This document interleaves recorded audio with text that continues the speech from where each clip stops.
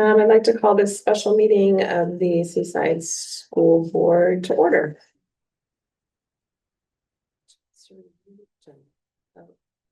We have all members here except for Jason and agenda review. I move to approve the agenda as shown. Second. Motion's been made and seconded to approve the agenda as shown. Are there any questions? All those in favor say aye. Aye. Any opposed? Motion carries. All right. I do for introductions. Didn't put that in there, but That's okay. I think it'll know. Get there. you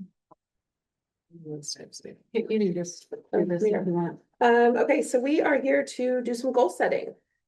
So we have with us today, Kristen Miles, who's going to help us. Welcome. Thank you for being here. Thank you. Yeah, and I think we're going to start with you, right? Is that where? Unless we've got other business. Yeah. We don't. We Okay. don't. It's just you today. Exciting. This is Okay. our business. Okay, so we will go ahead. Greg is gonna be nice enough to shepherd us through my PowerPoint. And we will go ahead and start with, so goal setting tonight, we're gonna look at progress on last year's goals. We're gonna talk about the different kinds of goals. I'm hoping to have, questions and discussions. At some point, we'll have a little group work and then really look at what is the direction that you as a board and superintendent team want to go next year.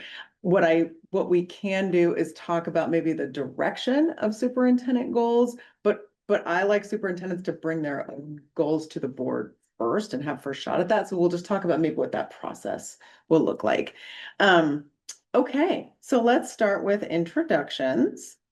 And what I would love to have is your name, what it says up here, your time on the board, where'd you go to high school, why are you on the board, and what is the skill set you bring to the board? And if you can remember this whole list of questions, what have you done this summer that's been fun? So we'll start with Brian. Thank you. My name is Brian Taylor. I've been on the board. This will be my 14th year on the board. I went to Seaside High School, graduated class of 98. I'm on the board to, be here for kids. I think one of my skill sets is communicating a way that makes everybody feel included. I think that's one of my skill sets. And then something fun I did, I've been working all summer, so I'm taking my kids and the Gagnon children to Enchanted Forest on Thursday. So That was my childhood Disneyland. yeah, so we're gonna have a good old time at Enchanted Forest. Hopefully not too many tears, but it's kind of sometimes it's great though. It's an exciting thing. They have not changed anything like my Hopefully entire, yeah, maybe not. There are wineries close by. Yes. That's right. Hi, I'm Kat Davidson, and this is my first year being elected to the board. Mhm. I just previous to that in December, I was filling in for somebody who had vacated. Mhm. I went to Crockett High School, which is in Texas, small town in East Texas, Mhm. named after Davy Crockett. Oh, Anyone remembers history? I am on the board because I care about my children's education. I have more than one. And I care about this community, the students that we have, because they are part of this community. mhm. The skill set I bring to the board would be having a different perspective and with my background in healthcare, and I think it's valuable when you have a team, you need different perspectives. Absolutely. What have you done this summer that you've enjoyed? Oh, we just got back from Belize, Oh, so that was fun. We had 3 different families, 5 kids, 7 adults. So we're almost overran by children. let's say at least the Yeah. number of adults outnumber. Yes, Okay. yeah. That was really fun, and my kids are old enough to where they can actually play safely in the pool or in the ocean, so I can actually read a book and not have to worry about them getting injured or hurt. That's great. Thank you. Thanks. Leslie. I think this is my 8th year, Leslie Garvin. I think this is about my 8th year as executive assistant, and school board secretary. For that, I I think I've been with the district about 15 years. I went to high school at Seaholm High School in Birmingham, Michigan. That's where I grew up. Big high school, 2,000 students, large graduating class, very different from this school. I'm here because I get paid to do this job. And what I bring to the table is organizational skills that helps keep the board on track, I think. Yes, you do. Thank you. Yep. Thank you. Shane, what'd you do fun this summer? Oh, yeah, Oh. summer. Just this last weekend, my husband and I went down to Newport for a couple of days. Hung out, ate some good food, went to the aquarium, took some walks. It was really nice. Sounds good. Thanks. I'm Shannon Swedenborg, and I've been on the board, I think, 6 years, 7 years, seven, I think 7. We're the same. Yeah. Okay. 7 years. I went to high school, St. Bernard High School in Los Angeles, California. And I'm on the board because I feel education is one of my passions. I was a high school teacher way back when. So just kind of a way to kind of continue being involved in education. And my skill set, I think I'm a good listener.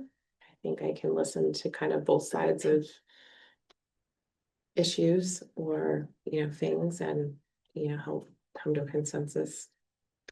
And we went to Chicago this summer for about 5 days, which was a blast. Saw some baseball, went to Wrigley. Yeah, it was amazing. Nice. Yeah, thank you. My name is Jeff Roberts. I have been the superintendent for 41 days. I was gonna say, it's good. Yeah. That being said, I'm starting my 16th year in the career, in the district. So, moved here, 2011. And I've been here since. I have a daughter that graduated from Seaside High School, but I went to Tigard High School, just outside of Portland. And I guess, the question is, why did you, Why are you here? yeah, why am I here? I'm here because this community and this school district is incredibly important to me. As I indicated before, my daughter had, I think, hopefully a great experience. I have a 1-year-old granddaughter. I'm hopeful that I can set a pathway for her to have that experience and to realize success. That's really important for me. And it's beyond that, beyond my kids, right? I feel like I have 1,500 kids in this district, and I have typically engaged in service leadership throughout my career, and that's I think what I do best. And I have a little bit different skill set perhaps than some superintendents. I have a background in business by virtue of degree and some time in the private sector, and have been an educator, and so I think I have a pretty broad view of operating a small city. Mhm. Yeah. That's good. What'd you do this summer? Celebrated a granddaughter's first birthday. That was pretty exciting. It's pretty exciting. So, yeah, really great. So, yeah. So cute. In other words, you worked. Correct. That was a Saturday. So,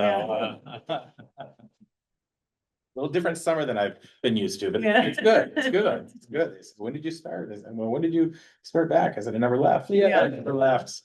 So the next. I'm Sandra. I've been on the board for 7 years, started with Shannon. Let's see, I went to high school, Riverside, California, Alvord Continuation, which is an alternative school. Why am I on the board? I'm an educational advocate. I believe in advocating for all students. My perspective when I came on the board and has continued to grow is looking at each student as an individual, knowing that each individual student has their own needs. It's not a one size fits all for our kids. And what is my skill set?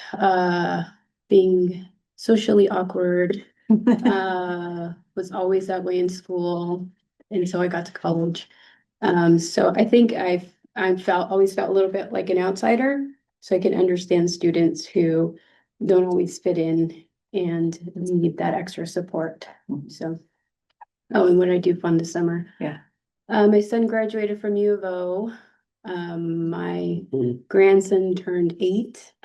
My granddaughter turns 5 this weekend. And I worked all summer. Mhm. Thank you. I'm Chuck Maddox. This will be my second year on the board. I went to high school in Grandview, Washington, middle of the Yakima Valley. A small school, not too dissimilar from this. It was a long time ago. And it was shocking to me when I worked here, my whole career teaching was in this school district.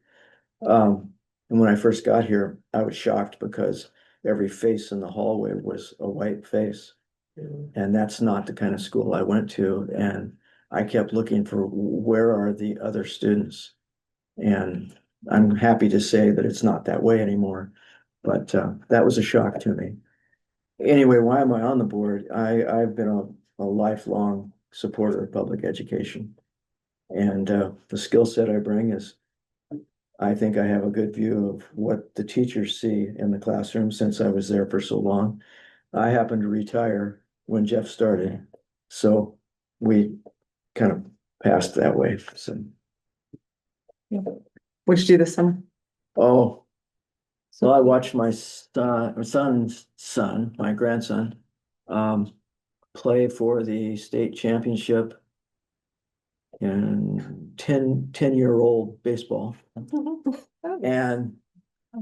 And they had to get beat 2 games because they had won all the way out in the tournament, and darn it, they did. They took second. It was great fun to watch. Prior to that, I guess just the beginning of the summer, I took a cruise in the Baltics. And a few weeks ago, I went down to Mexico for a week. And anyway, I've been retired for going on 16 years, so Yeah. I play a lot. Yeah, nice. Good for you. I will introduce myself as well. Kristen Miles. I've been with OSBA for 10 years on Woo-hoo. August 1st. Woo! That went by. And I've always been in this department, but I've led this department for 2.5 years. I started my career in education. I worked at Portland Public Schools. I was early childhood ed, and then I did the charter school. I was the director of the charter schools program. I am also on my local school board. I'm on the Tigard Tualatin School Board, Tualatin High. That's where my daughter is. So I was the last intact class to graduate from that school district. Really? Yeah, Tualatin opened my senior year without seniors. And so I'm the Wow. last full class from Tigard High School. Oh, So, wow. yeah. That's cool. This will be my 4th year on my school board. I can say that even after doing this for 10 years, like I've learned a lot just being on the board. So, I went to high school in Salem, Oregon at McKay. And let's see, I'm on my board because I know governance pretty well. And it also seemed like after 7 years of the time of going around the state, telling people how to do this, that I should probably do it myself. So after volunteering in a number of ways, I ran for the board. I think I already told you what I did fun this summer. I took like 3 days and my daughter and I went to the coast, and we have summer is our busy season at OSBA because everybody's having retreats and everybody's coming back. So it's been work, but thank you all for sharing a little bit about yourselves, where you're from. Just to go over the agenda really quickly for tonight. We will be looking at, like I said, different types of goals. We'll look at your progress, how you feel about your progress on your 25-26 goals. We'll look at goal setting for 26-27 in consideration of your strategic plan, and then next steps and discussion. And so I want to sort of start out with just some grounding in, I'm not going to go into this deeply, a little bit of research and why we operate the way that we do. What you do matters as a board and as a board superintendent team. There is research that shows that the single belief shared by all board members that all students can and will learn, not achieve specifically on a test, or it has nothing to do with numbers, but just learn, that all students can learn. That measurably impacts student outcomes. And so, why, of course, everybody believes that. Why is that? But, you also hear rhetoric around like, yeah, but if only those kids, like, or those kids, we know that those kids are never going to get across the line. We know that we have to lower our goal, like those kinds of things. When we don't believe that all of our students can and will learn, that changes the way we make decisions, right? It changes the way we want to allocate resources. It changes the way we believe in our students. It changes the way we look at programming. And so in the opposite, when all board members believe that all students can learn, that has that like positive impact because that changes the way we allocate resources and the way we think about programming and professional development. So it's sort of an easy thing to think about and to know that it can get muddied. I mean, if there's research that shows that it has a positive impact, then there's also research that shows it has a negative impact without that belief. So I just want to start there. And then next go into like what we call the causal chain. And so again, this is, oh boy, I knew this, but I also want to see it.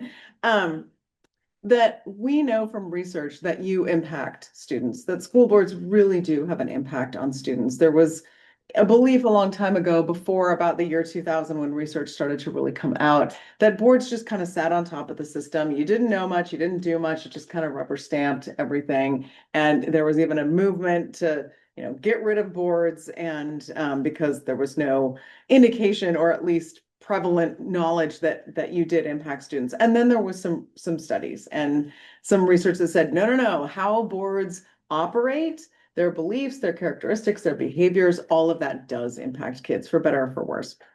And I'm not going to go deeply into that tonight, but like on that positive side, you all come to the board with your individual values, your beliefs, your experience, all of your multiple perspectives. I always say if there only needed to be one perspective, there'd only need to be one board member, right? Like you are meant to have all kinds of perspectives coming to the board, and your why, which is what I asked you about a minute ago. Then collectively that creates the board work. That's your roles and responsibilities, how you do decision making, what you decide the focus is going to be of your work and of the greater vision of the district, working in collaboration, of course, with your superintendent, probably staff and community as well. And that sets the tone for your culture. What is the tone of your interactions? Like, do you have a trusting relationship? How do you collaborate? What does that look like inside the boardroom? Not as much outside, because you're not having a ton of, business communication outside, but what does it look like? What does it feel like to work together? Because that also trickles out into the rest of the district, and in smaller communities, definitely the community is watching and aware. Your culture impacts the organizational culture, right? Like what are your expectations? What does your leadership look like? What does your collaborative leadership with your superintendent look like? And then the organizational culture obviously feeds into classroom instruction. And classroom instruction is what impacts kids the most, right? So their achievement, their beliefs in themselves, and what that looks like. What do outcomes look like for every individual student? So I just like to sort of set that out there as sort of a base as we move forward.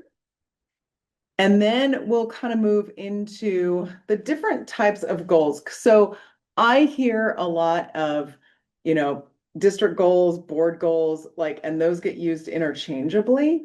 And so I want to go through like how our thinking is about goals, and then you can tell me like what do you look at and how do you name things? So when we look at and we can move forward one. That's good.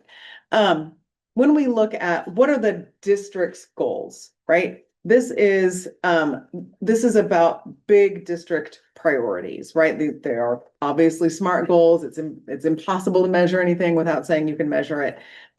Looking at the focus on system-wide improvement. You may have something targeted, but you're looking at the whole district, the whole system. And who is generally responsible for district goals? That's the superintendent and staff, formed collaboratively with the board. That the implementation of whatever is set is going to be brought to you as a board. Like here's what we're working on. Here's the action plan. Here's the strategic plan, and that guides the work of the whole district. And that's how That's how we recommend thinking about district goals.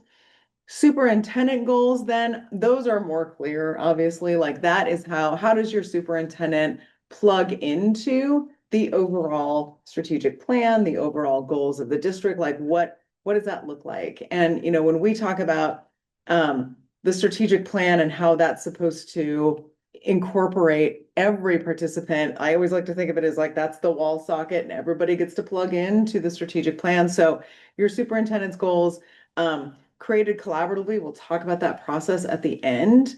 But looking at, you know, professional and performance elements, generally also influenced by the evaluation and plugging into the strategic plan or other strategic priorities.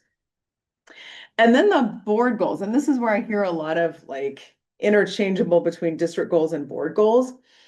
Board goals are really meant to be what can you actually be accountable for? Like, what do you have direct influence over? So how are you operating in your governance role that supports entire system accountability? So often what we like to see are a couple of professional development, like how are you as a board going to develop? And then looking at, okay, what is our influence? What are we accountable for in the overall strategic plan or district goals? A lot of times what I will see is that the board goals are something like, I'm just making this up, but like are something like 100% on time graduation. And my question is always like, okay, so the measurement is, did 100% of students graduate, but what are you as a board accountable for? Like how do you hold yourselves? What is your part in that? And that's what I also, recommend for superintendent goals, not that the superintendent's goal necessarily be 100% graduation on time, but that is a bigger, loftier thing then what is your superintendent specifically responsible for in that? Because it's hard to hold oneself accountable to the biggest thing when it's like, okay, so if that's not achieved, then what? Like, what do you do with that? So, so looking at what your role is in the bigger district strategic plan, strategic priority goals is generally what we recommend. I'm going to stop there and ask if there are questions, comments, how you normally see goals, like what did that bring up for you, if anything? I'm trying to process your point right there where you're saying, I know it was just an example, but 100% Yeah. graduation rate. We don't teach, we don't call for attendance, we don't take those actions on a daily basis. So we don't directly daily influence a student's graduation. Right. So that's too narrow of something that we don't actually do as a board. So our goals, as we're thinking about our goals, they have to be, I don't know what, but they have to be something not so specific to what a teacher or superintendent or direct staff are providing. Okay. Yeah, absolutely. And I think we're saying the same thing, is that like, how does the board hold itself accountable Yeah. for something so big? Now, do you have a role in that? Yeah, for sure. But it's defining what that might be, right? That may look like things about, how you allocate resources in the budget. How do you want to respond to requests from your superintendent and staff to say, like, this is how we get there? Those are governance moves. Those are potentially policy changes or not, but a lot of it is budget. And a lot of it is, what are you being asked to do and how do you support? Like, I know as a board member, my question always to staff is, what support do you need from the board? And, and then we talk about like, okay, what's the appropriate role of the board there? It should still be in governance, but what does that look like? How do you participate in those big overall goals? So when we're doing goal setting, Mhm. is it appropriate to go big and then drill down so we see how we are affecting that goal? Mhm. Or, because you said to start off with the superintendent and then we expand out. No, I think so. board and superintendent, those things will be related, but everything sort of plugs back into your strategic plan. Yeah, your strategic priorities. And so while those are separate processes, it's also nice to talk about them as related, but still always aiming toward what is our role in this big thing. Any other thoughts? About that. Okay. Right, so what that may look like. I like to give practical examples. So let's say 100% on-time graduation for all students, that's a district goal. So an example of a superintendent goal might be to develop and implement a district-wide early intervention system to improve on-time graduation rates across all student groups, right? That's something that the superintendent can directly oversee, right? And report back to you on that. So what might a related board goal? Ensure the district budget priorities and accountability measures are aligned to support on-time graduation for all students. So you're still looking at that big governance, like what are our priorities? How do we match the budget to this to the extent possible? Right? I know that, you know, budgets are not unlimited, but to the extent possible, how do you support that? Does that resonate? Makes sense? Okay. Okay.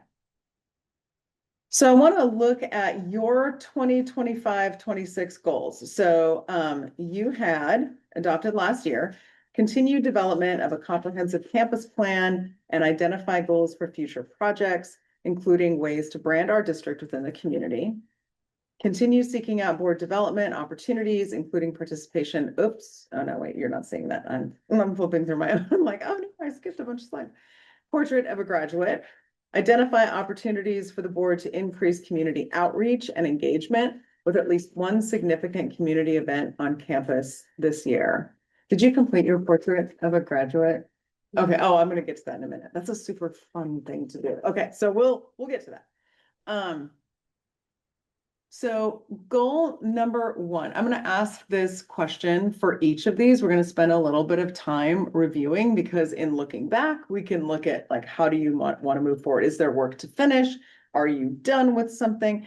So, so looking at this, just think for a minute and then let's talk about for goal number 1, what was accomplished, what still remains, if anything, and should this goal be moved forward? And we don't have to, we're not landing on what the final goals are right now. This is just sort of a first thought thing, like, would you want to move this forward? So goal number 1 being continued development of a comprehensive campus plan and identify goals for future projects, including ways to brand our district within the community. So first, let's talk about what was accomplished within that. What was measured and what was accomplished? Well, one thing was the education foundation. Mhm. That would be something within that.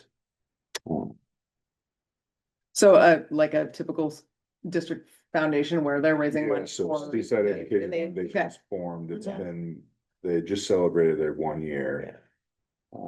We actually have a meeting, an advisor on that particular foundation. Mhm.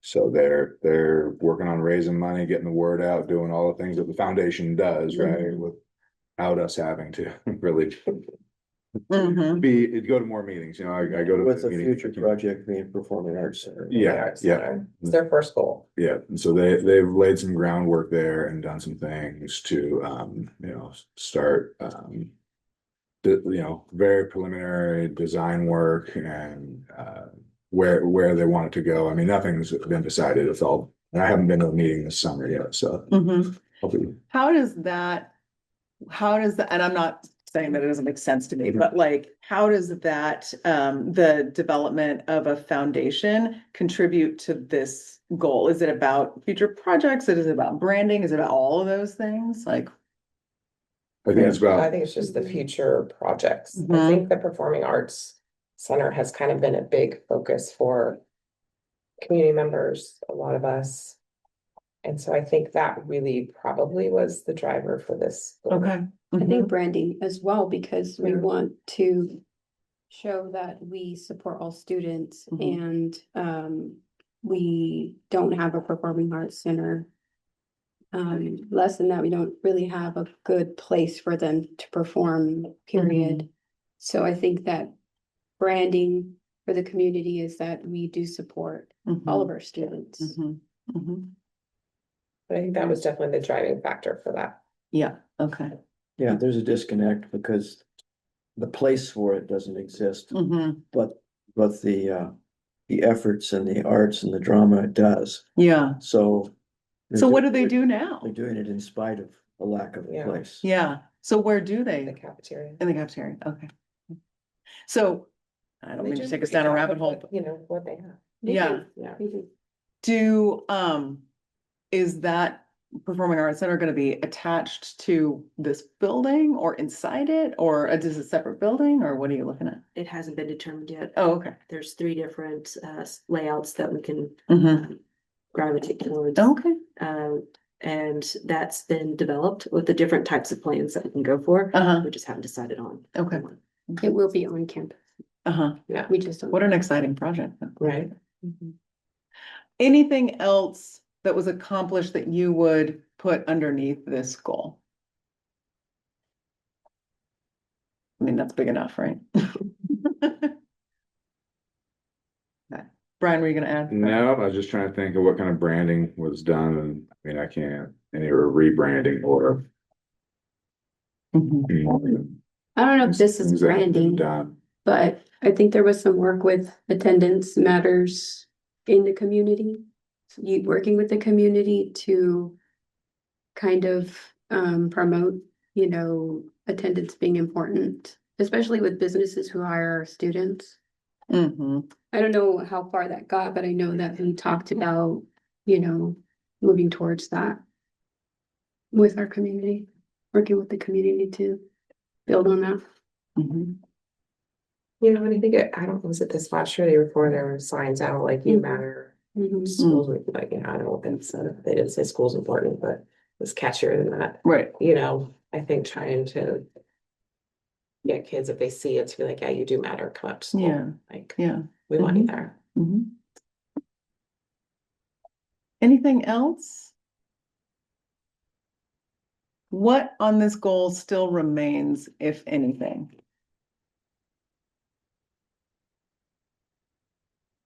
I would think for future projects, I know there's other things that, that will come up in the future, Mhm. definitely, and I don't know if those have necessarily been identified yet.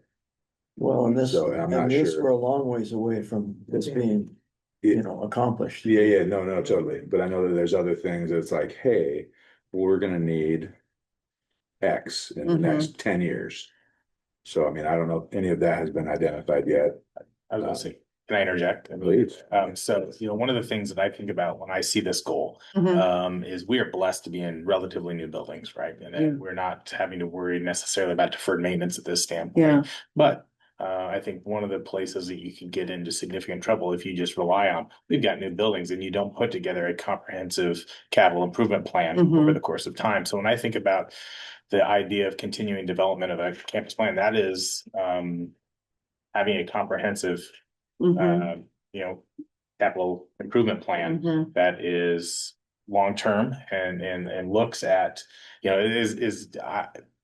serves 2 purposes. One is to identify, over the course of this time, this is the realistic lifespan of these things, and we have to plan, in this budget cycle and these things to provide for that. Mhm. 2 is that it allows you to identify what are feasible future projects for campus improvements. Mhm. The master plan, when we designed this building, was to have a performing arts center, was to have athletic fields, it was to have everything on site.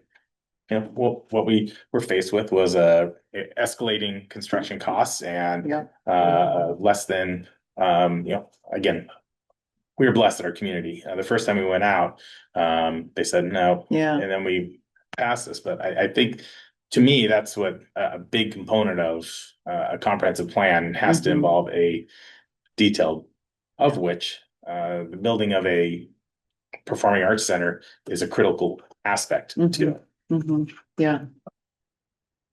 And if I'm understanding that, I think part of the branding that we need to make sure we do in our community is we're known as a group that takes care of this facility, Mhm. not well, we got it, and you just use it till it runs down, and then we wanna build another one. Mhm. Yeah. The community put a lot of. Yeah. Money in, and they need to make sure that They their need to know, investment is taken care it's, of. We're not gonna build a new one in 10 years. that it's 'cause we- being really, nurtured. Yeah, I think I might be getting ahead of myself, but adding that to the Performing Arts Center, that when this is built, that we have a plan for sustaining it, because it's gonna cost a lot of money. And, it's gonna be a lot of investment, and we've got to make sure that we can support, just like this building, that we can support that new building, to be at its best. Should any piece of this goal be moved forward? Right, so you indicated what had been accomplished, things that still remain.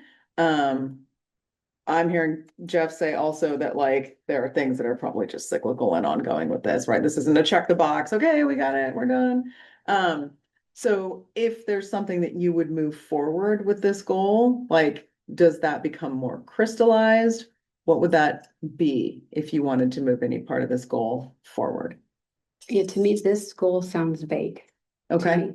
Like when I read that, it sounds very vague. Comprehensive campus plan. I didn't think about building maintenance. I thought about education part of it. So it can be taken in so many different ways. What does this goal mean? I think we need to maybe figure out what we're trying to say with this goal and how we're moving forward with it. Narrow it down a Yeah. little bit to be like, in this comprehensive plan, we will Yeah, this. Alright, like build our, maintenance plan, we'll build our, different things within that.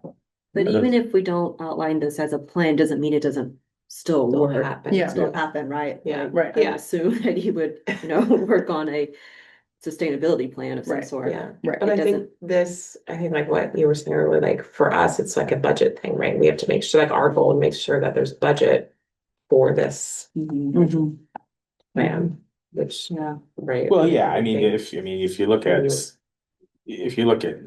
what a capital improvement plan, right, what I need to hear is that we need to invest in doing that, because that is not something that myself and Chuck can walk around the building and say, oh, this is the lifespan of this, right? That is a professional service. Yeah. That folks are going to do for you alongside of you, and that drives that decision, to the tune of, let's just call it what it is, probably, for the size of this building, this district, $50,000 to $100,000. I mean, that's what a realistic line item for that service, the initial Yeah. report, and then there's an ongoing expense that you work in coordination with a firm to do. So, I mean, to your point, right, where are we gonna allocate resources? When are prioritizing for allocating resources? So when I hear those things, say, okay, and now is that, well, I think it's critically important. I think we have to have that in place.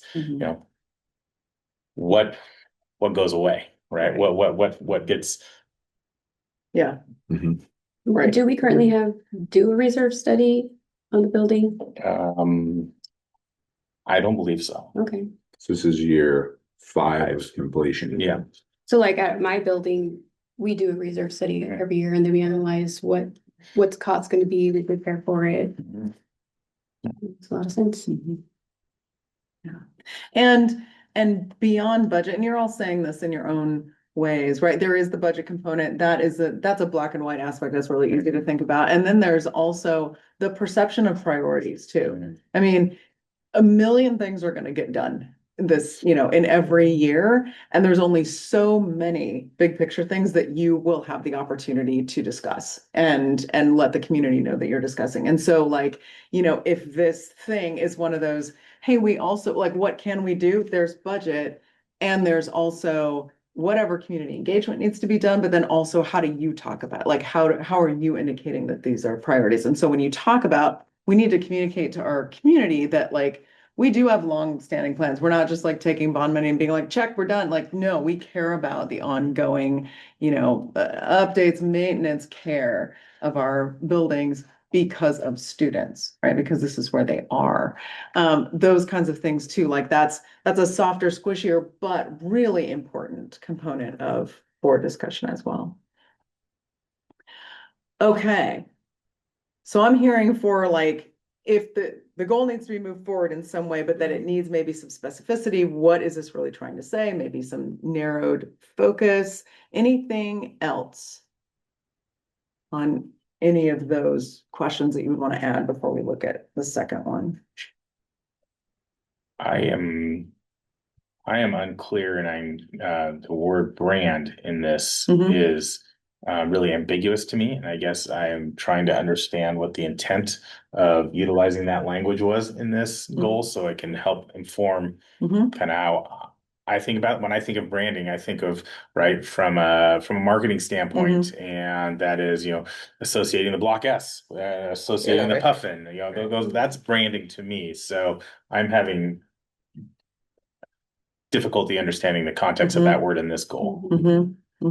So refinement, specificity, sort of squeezing it a little bit. And then we will take these questions and talk about like, how do these things relate? So I'm taking notes as well on this, and we'll come back to this. That's great. Okay. We're gonna do all three of these goals like this, and then I'm gonna let you get dinner. So just so you know, if you're getting hungry. Okay, so goal number 2, continue seeking out board development opportunities, including participation in Portrait of a Graduate this year. One of the questions before I ask you what was accomplished is from a, like, your caring, disinterested third party here who doesn't know anything about this. I understand board development opportunities, and I wonder how that relates to Portrait of a Graduate.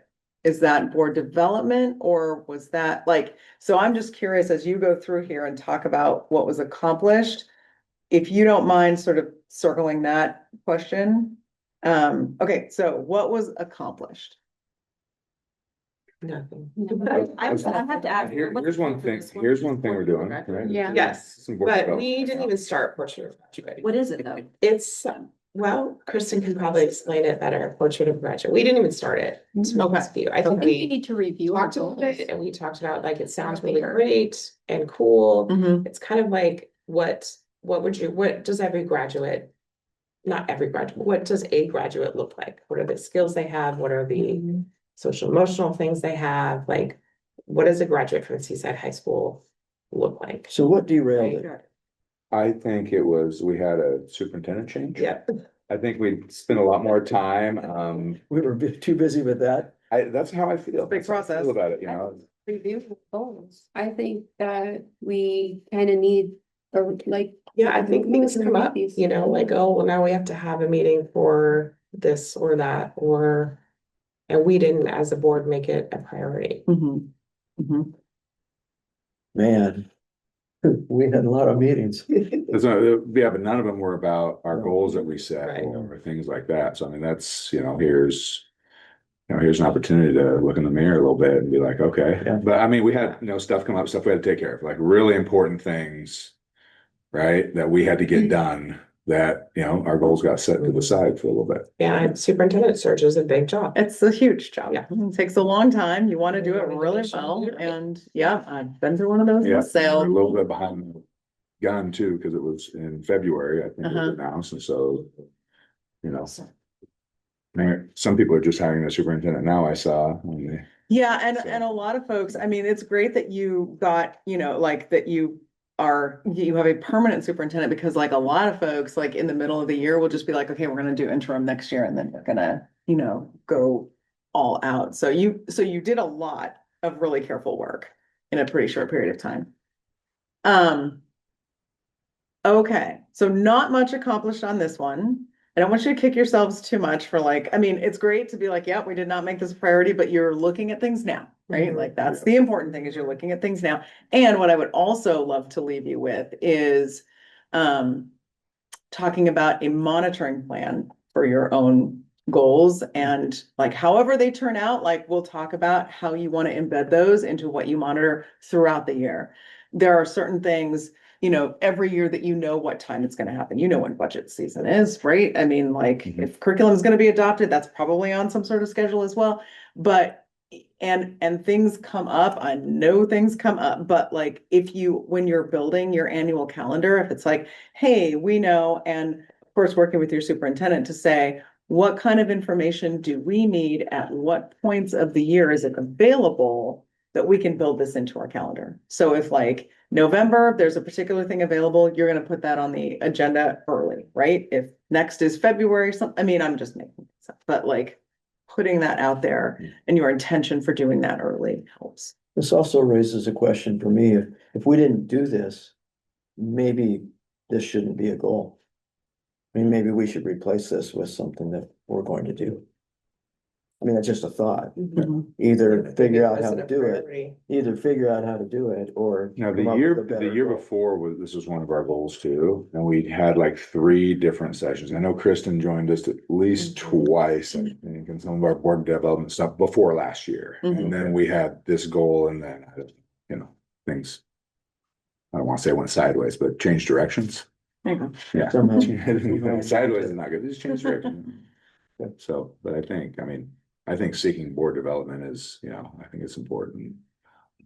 So I think, Chuck, your question is really interesting, and maybe the group can talk about this for a minute. Like, because my question is, should the goal be moved forward? And what I hear you saying is sort of the inverse of like, should it be abandoned, right? I mean, there is also, and I'm not advocating either way because this is yours, but there is the concept of strategic abandonment, right? Like if something is not getting done and it's not needed, do you, you know, is it the like sunk cost thing where it's like, nope, it's been a goal for 3 years, we got to hold on to it? Or, you know, do you say, are there other emergent things that we do need to set as priorities, given that, you know, you can only have so many? So that's an open question out there for consideration. And yeah, Portrait of a Graduate, that's such a fun process. If you were to do that at any point, it really is like a mini strategic plan for, as Shannon was saying, like what do you want for your graduates as they go out into the world? There's usually like 6 elements to it. It's more than a strategic plan has, but it's like, you know, civic engagement, lifelong learning, you know, those kinds of things. Like when a student graduates your system, what do you want to have given them? So that they can become, you know, whatever it is that they want to do. So that's a fun process. As I recall the conversations, if I may, the board, because the strategic plan started sort of just before COVID and then was kind of derailed, I think the suggestion was that Portrait of a Graduate might be a good process to go through to look at updates to the strategic plan. That sounds familiar. There's 2 goals in here. One, continue seeking out board development opportunities. We did do that. We did do some trainings. And this goals workshop right now is also part of us seeking out those opportunities. So I do think we did do some board development because we had such a fresh board, right? And we wanted to make sure we were learning the things we needed to learn and supporting each other. So we did do a couple of them. I cannot think of them off the top. Well, if you went to the, you know, OSBA convention, I mean, that's, Which we did. Yeah. Definitely PD. I think the other ones were the year before. I think they were the year Yeah. before too. We went to Astoria. Yep. Is that the We year did. before? We went to Astoria. the for- updates, it's for Yeah. the legislature Yep. updates. Oh, fall regionals, Yeah. that one? Yeah. Were you there? I was not in Australia. But we'll have those again this year, Yeah. September, October. Yeah. So, I guess my question would be for the superintendent coming on and what you've seen in prior years, do you feel that this is important enough to add as a goal or? Well, I do. I think this is, I mean, at the end of the day, right? I think from a what's the word I'm looking for? Institutional place, right? We are holistically responsible for sending people into the rest of their lives with a skill set that we hope defines what their success is. And so if we can provide guidance to that, I think that dovetails into a ton of things for us as a district and for me as a district leader to say, these are some critical steps that we need to get to what that picture of a graduate is. If we could define what we want, the Seaside High School graduate to look like, then for me, that gives me guidance and say, I'm going to prioritize these things over these. And we talk about civic engagement, right? We talk about Pacific Project. That's going to continue to be a priority if that's something that, this group decides. And so I feel like this, perhaps more than the others, gives me greater direction around the education component versus the operational components. Because I see two things of my responsibility, right? And the same for us. Mhm. Right. What things do we need to support to get that holistic picture? If there's things that we think aren't happening that well, how can we put more resources towards those things to do that? I believe that is more valuable, right? That is a more valuable board goal than I mean, we talked about the 100% grad, right? Yeah. I think we can fall in the trap of saying everybody's going to graduate, right? That's our aspiration for Right. sure. Mhm. But what more importantly, what do the community leaders of this school district, which is what the board is, say are critical for Seaside High School graduate to represent? Perfect. This is why I asked the question. Mhm. Do we dump it or is it important? I think it's really important. I think this gives you a framework to more easily define that than just simply saying what's important, because that list could go on for right ever. Because there's a lot of things that are really important. But when we say, civic engagement, when we say interpersonal skills or whatever those things are, and when we define that, that's Social, emotional. totally that gives me that gives us, the folks on the ground and some direction. Yeah. So I'm gonna put portrait of a graduate for moving forward. I would suggest, like, if you decided to carry over board development stuff, I would consider breaking those two things apart, right? Because there's portrait of a graduate and then there's PD, which is kind of why I asked the initial question of like, how do you braid those together? So, I mean, if you wanted to move forward both, what I would then encourage us to do a little bit later on is to break those apart. I think board develops important, right? Because it's showing our people who are developing their skills that we are also developing our skills. We aren't just sitting on our thumbs. We're actually going out there and trying to help them through the board work. So I think that shows, efforts being made. Yeah, it's a few more meetings, but we'll make it. Sure, we'll be okay. Well, does it have to be a goal in a sense? Well, maybe it doesn't. Maybe it just needs to be a standard. Yeah. Right? This is when you're on the board, this is what we do. It's not a goal. It's how it works. Part of Our your goal culture. would just be participation in the portrait of a graduate. Yeah. Yeah. Or at least get it. It's a pretty defined rolling goal. on it, right? Yeah, Great. that is a defined goal, right? If we're looking at narrowing like things we can measure, things we can put on calendars, things, all of that. Okay, great. Anything else on this one? This is a great reflection. This will really set us up for a later conversation. Okay, last goal, identify opportunities for the board to increase community outreach and engagement with at least one significant community event on campus last year. What was it? Does August count? Well, if we planned it all last year and it's happening next week, Friday. I think it is. Yeah. Maybe right. it's just took a little longer. Yeah. Is that like your So- big event is happening? We planned a community baby shower. Aw. Isn't that precious? We had it's a down. significant community event on campus. Yeah. Which one? It was the superintendent candidates. There was a lot of community outreach. There was also that retirement event that some of us attended. Was that Pacific Ridge? It was a teacher. Yeah, That's that's it, every. right. Yeah, I think that's every year. They do that every year. It's not really ours. And it's but not really a yeah, community thing. Yeah. It's Yeah, we a show good, up it's a support good event. But yeah, so we have a baby shower scheduled for Friday, August 21st.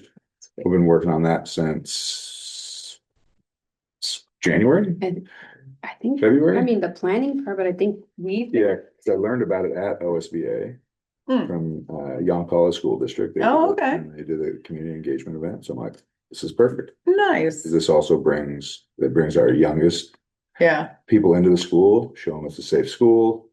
It gives us a chance to get early learning materials to the parents. So we start the education process because the parents are the first teachers. So, yeah. though, one thing that we didn't do it as a community engagement piece is we were not able to pass our local option levy. Oh, So I sorry. think, yeah, that's First time. 25 years. Oh, really? we've been Oh, it's passed. So it's like, It was a brutal time for tax majors. yeah. But I still think we could have had a better community. I Yes. do take some like responsibility for that Yeah, as the board chair, that I didn't like, hey, we need to kind of be in the community and get this going and have, Well, and that's what we talked about because that's our community stakeholder relations. That's what we talk Yeah. about every time with Susan about. She's like, I'm doing all this stuff, I'm doing all the things, but Right. but I think we as a board could have done more. 100%. Jason did. Jason went to a couple of community. It's more like we need to go stand at the post office. We still get to do mail-in ballots, and when those ballots come in, we stand there and like, hey, do you know what this is about? Do you know this is for the kids? Do you know this is not a new tax? Do you know, go out with information and communicate with people, because there's a lot of people after it didn't pass came to me and said, I talked to some people and they had no idea what it was, because you have a whole new crop of voters, you have a whole new crop of different people that are voting, people that moved out to town, people moved into town, right? The whole thing. And so we weren't, I feel like, enough face to face with people. Yeah. Well, to get it's that more than passed. that. We didn't plan it out. There was no plan on how we were gonna socialize this 100%. idea, right? So 100%. we can't just be out there day to day talking about it, because that's not going to make it happen. It's more than that. And, we had a discussion at our strategic planning committee, is just talking about, what does it look like for the next ballot? Because we really need to plan it out and not just say, hey, we're gonna go on Facebook, or, oh, we're gonna Right. go, here. We really need to set a structure to it.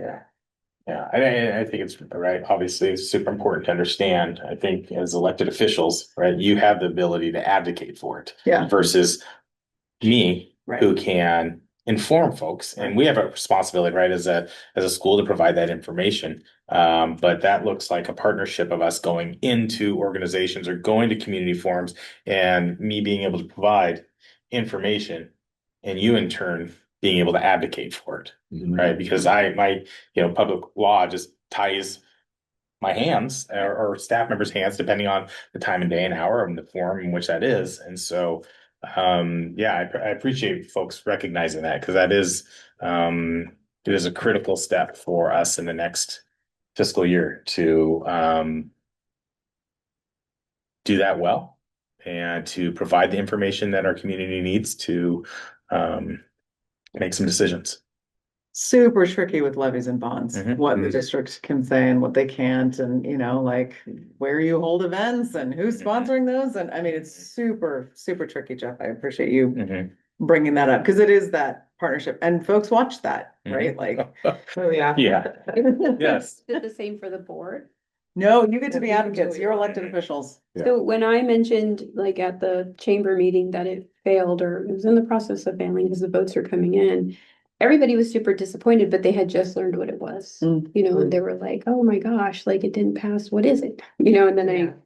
and I don't know that I can explain it very well at this point. You know what I mean? Like, I'd like to be educated on how to, talk about that the best way. The key for everybody that I talked to was the minute they realized it was not a new tax.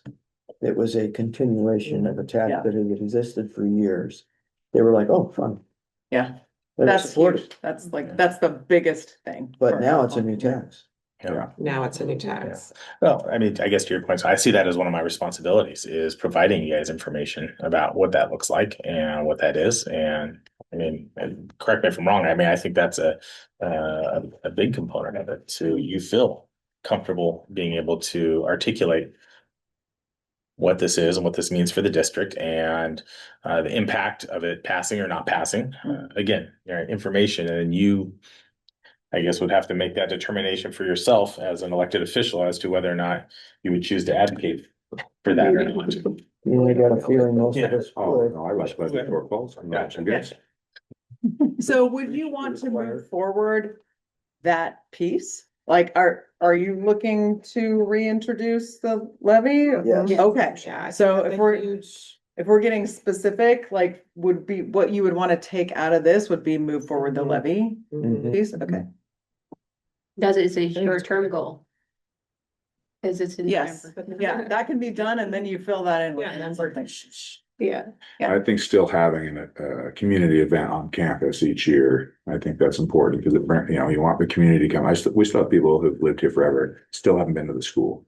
Right, so I'm trying to get more people here because you Tell me more about the shower. Who? baby shower. Yeah, on boots on the ground. Who does it? So it is through Early Parenthood Network.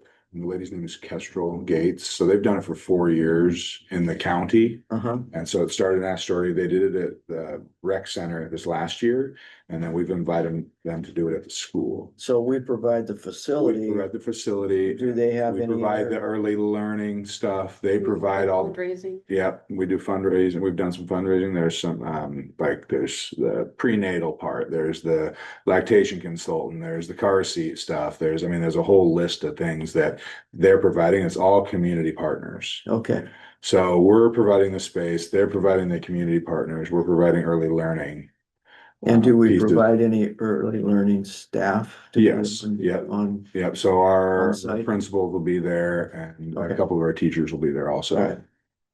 So that's all been. so the connection, that's what I was looking for, you Yeah. were talking about the connection, and I thought, How does it connect and with we've the talked about it schools? before, and I thought, yeah, that's brilliant, that's great for connection for, Yeah, new parents. But I didn't know how the connection. yeah, so and this is a county-wide thing, so we'll get parents from Seaside, Warrenton, Astoria, That's fine. and surrounding areas. So, but mainly through Clatsop County. We don't know where they'll live when their kids are in school. And you That's right. I just want, hopefully, get those kids that early childhood education they can get and, that it's gonna Yeah. help further our students as they come through and just fingers crossed that. For some of them, it'll be It's- their first time they step into the school. And that's what I want to see is this community, Sure. community, these places are open for the community, right? Yeah, That's it what belongs we to the do. community. And everybody's welcome to go see how it turns out. Yeah. 3 to 6, Friday the 21st, Next Saturday, next Friday. Friday, yeah. Friday. First. And I mean, I'd imagine if it's successful, this would be something we would do. in Yeah, partnership. they have 76 families like signed up already. That's well. And it's down. Yeah, it's at Pacific Ridge, yep. Yeah, It's not a cheap event. yeah. It takes. And so they've done a really good job of because you have all these community partners who have budgets and stuff like that. So they go through their budget and line item and figure out what they can give to the project. So we're still at a little bit of a shortfall, but I gotta go and some friends to write some checks. Yeah. But I think there's some other things, some other opportunities. I mean, for example, the secondary building is kind of pivoting on their open house this year. It's one community, one school are having it down at the old Broadway Middle School at Park and Rec and invited community partners, like all of our agencies that will serve kids and families down there, trying to move it down there to be more centrally located, having soccer and some events, kind of it's not a carnival. Right, but have invited several, including, it's a fair information fair, including the Seaside Education Foundation, right, to be on site and tons of community partners. And so on September 10th, it's a great opportunity to engage and interact and have some FaceTime with Thursday, folks. right? It is a Thursday night. Okay, yeah. So those are things that are Mhm. embedded already that you don't necessarily need to create, Right. but to seek those as opportunities to engage community. Well, and I remember as an employee here, when school board members were present at all those sorts of things. It made an impact. Mhm. It was different. We had good school boards. Mhm. And we have had historically for a very long time. We don't want to drop that ball. Well, I'm also saying that our school boards, us is stabilizing in the sense that we've had people leave, new ones come on, and it's just, I think consistency helps. Mhm. We can build on consistency. Mhm. instead of playing catch up. Right. Consistency and expectations, Brian, I think you were saying something like this earlier, like there are some things that you don't necessarily have to make a goal, but you embed into your culture, right? Like you wouldn't necessarily have to say every year, like, we want to do PD, if it's just like a common expectation, or if you've got a board operating agreement that says we do PD, right? That like you could save your big goals for something else, where it's just like, this is what we do. We do community events. We do PD, you know, and so when somebody new comes on, they understand like, this is how we operate as a board. These are the everyday things that we prioritize as well. I think, Have we even built that? I'm sorry. No, I may go ahead. interrupt. We're Do doing we that have that today. built, like as, Have what built? like just to set expectations of what we do as a board? Is there? anything Yes. else we You do developed? have a superintendent and board operating agreement. But beyond that, like a little bit more specific, like us as our board, we are going to do this or. Oh, just What are right. your there's operating agreements just- like? Yeah. Because a lot of times the ones that we use are both. They have, like, there's a section about like, all right, here's a board, here's how we govern, and then, right, Brian? The only reason I'm prepared is because of Leslie. Thank you, Leslie. Look, this is our, how it all works. Love it. Yeah. It's so awesome. It's in here somewhere. You Um, can tell I've really dug through this. Huh? Yeah, Is it it's very nicely put together. board member training with OSBA, new board member should work towards completion of OC, so we have this stuff, look at that. Where is our That looks like the. working incentive. agreement with the superintendent? So is there a part for you all, Right. or is this think is it's- just you and the superintendent? I believe this is just a working agreement with the superintendent. I mean, those are just general Expectations of this. guidelines, right? Right, Like, yes. Expectations that we need to adhere to. I'm thinking more beyond the culture of what Yeah. our board is looking to seek. So if you, can I make a recommendation that nobody's asking for? So I'm looking at how many pages that is. And also you've got a new superintendent. I would recommend, going through that. That looks like our template. I think it is. And what we typically do with that template when we facilitate this is take all those items and then make you prioritize them. So that you don't end up with like 14 expectations on each side, you end up with like 5. So we have an exercise that like we go through to be like, all right, let's keep winnowing down. I mean, kind of like what we're doing right now. Right. And then the other part of our template, also one of our templates has like, okay, here's the board's working agreement with itself. Here's how we operate. And then here's the, and it's like 1 page, here's our prioritized expectations for the superintendent and his prioritized expectations for us. And so I would encourage, and I can send this to you, it's on the website, but like, I would encourage like reviewing it, redoing it, with your new superintendent, and then also just really prioritizing. Cause with that, like, there's no way you're gonna know any of that, right? Like, if you're like, I wonder if we're out of agreement, you're gonna have to flip through 3 pages, or whatever. But like, when you prioritize something, you really know it. And it's probably more useful eventually. so I don't know if this is a goal per se, but it's something that is really important, I'm sure, to all of us.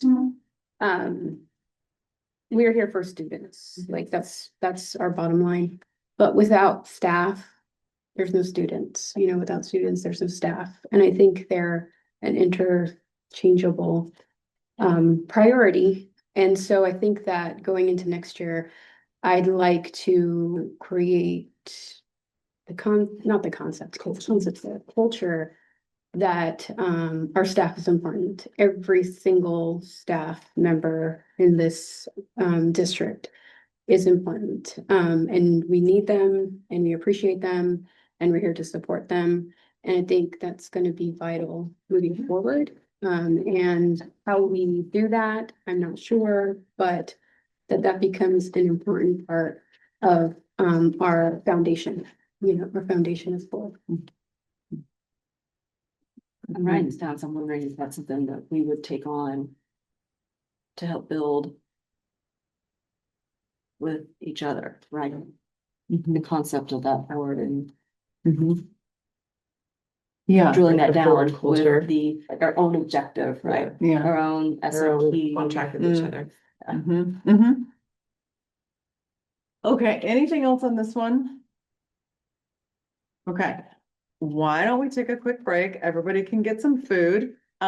We can take a little break, but then if you don't mind, like, even if you're not quite done, do you mind continuing like at a working dinner? Okay, all right, well, let's take So a are we break. pausing our board meeting recording or are we just moving through it We can pause the recording. Okay. Yeah, for, so we could recess for a minute. Yes, all right, we are going into a small, short dinner recess. 15 minutes, 10 minutes, Yeah, 10 sure. minutes. 10 minutes, okay, come back at 6:20. Perfect.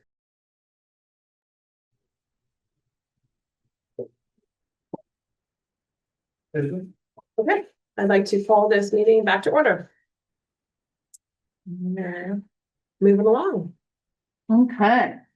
And we can move ahead one. Thank you, Greg. Okay, so now, perfect transition. Let's look at board goals for this next year. And if we want to advance one. So the other thing that I looked at was your strategic plan goals. We can move forward one. That's great. So what I want to try and do next is look at, okay, so this is what it says in your strategic plan. We had the goals that we looked at just a minute ago. How do these things connect? And then how do you want to move forward with all of that in mind, knowing that we talked about, okay, there are some places that you want to get more specific and hold on to. There may be other things that you want to do that are new. And for now, when does your strategic plan expire? 27. 27. Okay, so you will be doing another process, but for now, this is what it says in your strategic plan. Oh, 28. 28, okay, so you have a little while, okay. Goal 1 in the strategic plan is all students will be on track to graduate with a plan beyond high school. And goal 2 is all students will develop the social and emotional skills to be positive members of the community. Those actually sound like portrait of a graduate things. Yeah, it's the exact thing, actually. So, my question then, if you want to skip one, sorry, Greg, they're not as obvious at this point, is what role does the board have in achieving those goals? So this is where, like, I want to encourage you to get like, okay, so, I mean, if we look, and you can skip one ahead. This is just going back to it. All students will be on track to graduate with a plan beyond high school. What's the board's role in that, right? And then 2, all students will develop the social and emotional skills to be positive members of the community. Where does the board come into that? And so just in general, because next we're going to start trying to tie pieces together and see where we go. But in general, what are your thoughts about the board's involvement in these pieces? What is your role? We just spoke about budget, Mhm. so ensuring we have the budget that aligns with the strategic plan. Mhm. Mhm. I'm checking in on where we're at with students. Monitoring. Monitoring. On having, Accountability. some framework on, this is what the district. I mean, that's probably a lower level, but we have to Yeah. support that framework, that how we're gonna get all these kids to that place. Right. Mm-hmm. Anything else?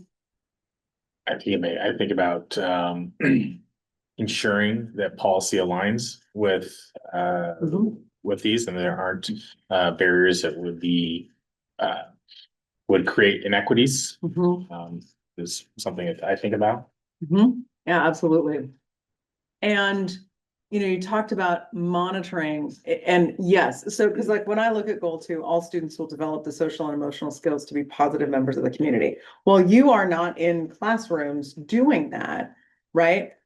And you're not principals and you're not the superintendent, right? What is the information that you would need in order to track progress, right? What are the things beneath that and how will you know if those goals in the strategic plan are being, pursued, achieved, made progress on, all of that, like working with your superintendent because it's him and his team that will bring you that information. But what are those pieces that you're monitoring in order to know that there is progress being made on all students developing the social and emotional skills to be positive members of the community. Although when you go to do this, you may want to look at like, how does these things fit into Portrait of a Graduate and our strategic priorities are different? Moving backwards, I would think we'd start with the message getting out to our staff and those who are directly affecting our students. Mhm. And these are the goals, if they don't already know them. Yeah. Right, and what I can say like is really positive, the goals are really positive, but the other thing that you've done here is not create too many strategic priorities. You know, when I see a strategic plan that's got like 5 or 6 big strategic priorities, it's not like those things aren't being worked toward anyway. But when you spread your focus out too thin, then there's too much, like, I mean, you're not protecting your own time. You're probably not protecting your superintendent's time. Like what I think is really good about this is you've got these like 2 big buckets, right? And everything else falls underneath those, but that's enough to just focus. I mean, like a lot of times I'll see 3 or 4 in a strategic plan, and that's great. And since you've got 2 big goals in the strategic plan, then how do you align your work beneath those things? How do you align what you're monitoring? And then what your goals are in relation to this? So if we skip forward 1,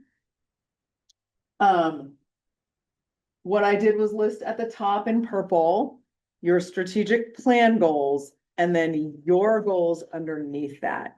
And what I like to do is give you a little bit of time and, you know, to pair up 1, 2, 3, we've got 3 groups of 2, to look at and talk about and think about. These are the previous goals. You've already talked about what you wanted to move forward, but what are the connections between your goals and what it says in the strategic plan? Because as we were talking about earlier, you want the strategic plan to be the wall socket and everybody is plugging into that.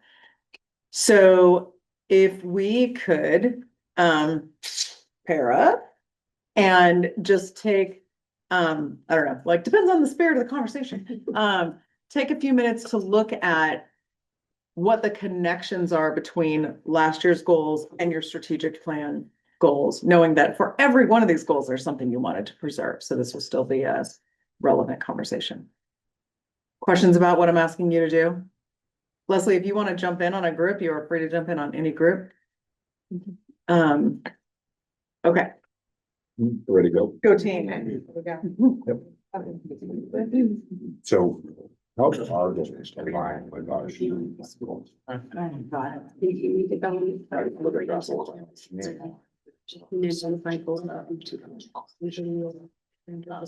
the portrait of graduate. So feel free to jump in if you'd like, if you got more important.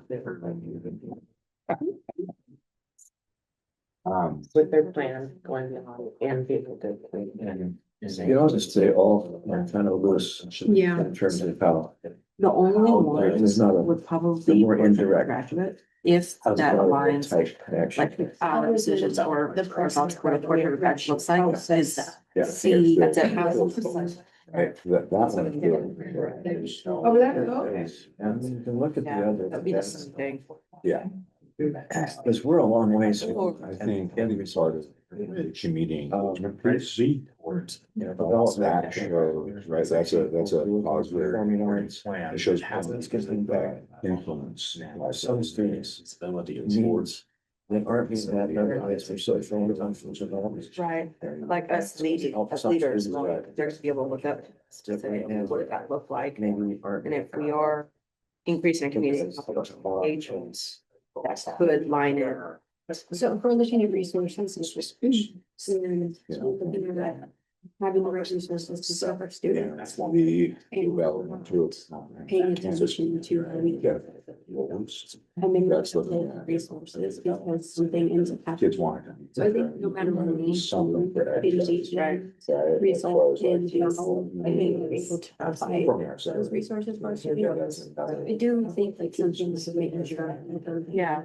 inspiration. Looking at something like that. Materials and spaces to learn. I like how we Yeah. went from, I don't think any of this to, wait a minute, it kind of does. It's not a bridge too far. No, there's. I suppose. I think it's, and it's not measurable, I think it sends a message to everybody. No. About what's What are- positive. what is- Yeah. About emotional feelings, people care. Yeah. I don't know how you. Yeah. measure But that brought me to- This is So why, understand why every school is. Yeah. Right. Yeah, But they support those Yeah. things. Yeah, I think there's a theme in Springtime, But you guess where where it it is is attention to catch up a on. push across the whole school. you were that student. Yeah, it's like, I knew I had to be there, and I said, what am I doing? Right. You know, they They fit. can get the, nobody cares. Yeah. So it was one of those, so, don't think about it like that. I think Providing. that does connect Something like difference. that, really, Those happen. that will They, hopefully. they don't make those things happen. It's You possibly you can, that. you can make those things happen in Being a attracted private facility. It's It's the people that makes a difference, not the place, but the That place was not goal. can send the right message. You know what Yeah, for I sure. think too is, Um, some of our even conversations just that helping us that as aligns boards get with to the- is having those conversations. That Like, is, we might be not agreeing, but we can still have a conversation, right? And that's part of having good social emotional skills to say, okay, we may not agree. They have And ability we to can see still come to connections, conclusions of what without the those sort of things emotions that that have are attached. been to it. designed And if the students can see that, From the old high us school. being able to have So conversations. you also had to wear your coat in one class because it was free. Yeah. And then you had to So go off in the maybe next class. development Because that class activities was basically it's done. Because the Yeah. building, Be able to building talk about structure was shot. Yeah. And that's not valid here. So for us to continue that same support down the road and to tools to provide the adequate funds, so we're not wasting. Those kind of be engaged with the students. Caring for it, I think these are operational responsibilities. Those are part of helping kids. Right, right. Brandon, our community. Easy for me. I went to school, sure, doing everything. I think I like the culture. Right. Saw a lot of teachers. We need the community. That's good. Still know. Yeah. Yes, I was like, maybe I'll turn around, so there's a lot of. I don't know what's going on, but Yeah. think of it as, How do we? as a very valued and important. Get it, get it the classroom more. So I don't know how you. Get a brand. I said, get the classroom. Right. So that's the other part. Being a partner with the I community. How do we just with work with the community what we for know students? as leaders. if- Oh, Are we without- going like without the Administrative in a sense, because we're not administration. And he's. It's how do we still have Here. that And also administrative them like. when How do we? Because you only jump in there and start with your teachers. Ask themselves. But it's true. But. Yeah. I mean, Share like, hey, the brand, maybe you're learning that. Yeah, I know. But I think I know the general idea is, As a parent. consistently and And they would, you know, with more intensity, it's been an attack for quite a while. maybe they were so. And Just like what we need also, should have been. How do we Maybe. connect Around that too, as, with. am I gonna do anything about this? Or can I? Just help, or they just need. A message that is internal. It's like a fine line that we can. Yeah, so we can, but it says something that's like, it's the same place. Right, This is a great, as far as it's about, Yeah, it's not, no, hyper focus. Question. We're in a That is environment every of Yeah.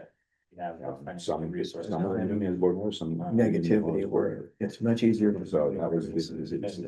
Than it is that. That's a very interesting thing. Right. Once people We don't wanna support it where lose they're Schoolhouse. framing. the support we towards have. totally different things. And I was We want to build on. Well, and I. Yeah. I kind of guess that might be where that came from. I wasn't aware of something. I think there's, yeah, I think some of the pieces. Starting point, yes, right? Community outreach and. Not Get reinvent the Brand is wheel, very- maybe it's utilize this and Brand then. is very. Well, if you look at all these, all of them have two goals. I think what we're trying to say is, Yeah, maybe narrow it down to just one per. No. Yeah. Measurable thing. Here we, Community outreach. with, emphasis on. Public. I feel like Yeah, we- like, letters, Yeah. emphasis on. Right, even one, No, I think yes, it's- better than community outreach Yeah. opportunities. So. What road, we know roads. But it was, you go to all those chamber meetings. Wait, I get it. it can be a big way. And Like they those keep saying, numbers. even if they're not accurate, it can take a long time to just- What else is there, right, just besides. Talked to somebody the other day, and they just feel like it's wrong. About a particular person, I think this I is. want to see like your calendar, Made us feel. So all the I things that we have to do, respect- because I think that's going to be also helpful, like a visualization. Leslie has like, Leslie have the work stuff here, like, are you talking about? Almost vicious. And it was like, I think. Yeah, like. Evaluation. Yeah, exactly. Yeah, I just definitely, yeah. Things are hard. Expect to have, we were gonna I feedback on I this know goal. there's always been people. in the November and this March. But It it's. comes with the territory, but. Yeah. maybe it was Yeah, Also. this year's calendar, Like that mostly years it's ago. sort of routine Groups. business that. So, I mean, I. People were more respectful. kind of automatically. They kind of felt more like. Minutes. People But that also were working includes on the this cycle, job. the student. And I didn't have the experience. It's kind of. It's like Yeah, we Board certainly goal. want. Well. Yeah. It's not at the same time, we have the check-ins for the superintendent, but we didn't ever have a check in for ourselves. Also, yeah, and maybe now on the culture Are setting, we just doing what everything our boards we can look do? like. Cause they're. These lights have set expectations, but they're not outside that we were seeing. I never see it. What you said about. Rhetoric, that's just saying. Was always say. You go to. They're- Works right there. Each board around the event they go to. Well, it's not important, but then, Some of that, is that what you're? you know, we can't get. our kids- Well, Maybe not that. Yeah. you know, it doesn't we have be to that check broad. all this, you know. I'm just Oh, here, important. what she's doing You for can- us with goal setting, You know what I mean? what Yeah. It's gotta be. I would love to do for actions. us It's for the like culture parents. setting of our You board. can tell your Get kids. to that, anything narrow more. it down. All right, one more minute. So now it's okay, this is what our. Yeah. I think in. We have 5 to offer. So we have to find ways to What we make sure they know that they're. prioritize I would- or, Yeah. And we see their. yeah, or, you know, besides the overarching, Yes. what's your first. Right, right, right. It's, you know, what are we, what kind of culture do we have? as a- as board members? Yeah, there's always people that feel like there's favoritism. I guess I need. You know, they enjoy some of that. Level of culture, there's, That we really have. you know what I mean? Oh, yeah, that's Yeah. true. Yeah. Okay. Yeah, that's. Conversation. Let's go ahead and wrap up.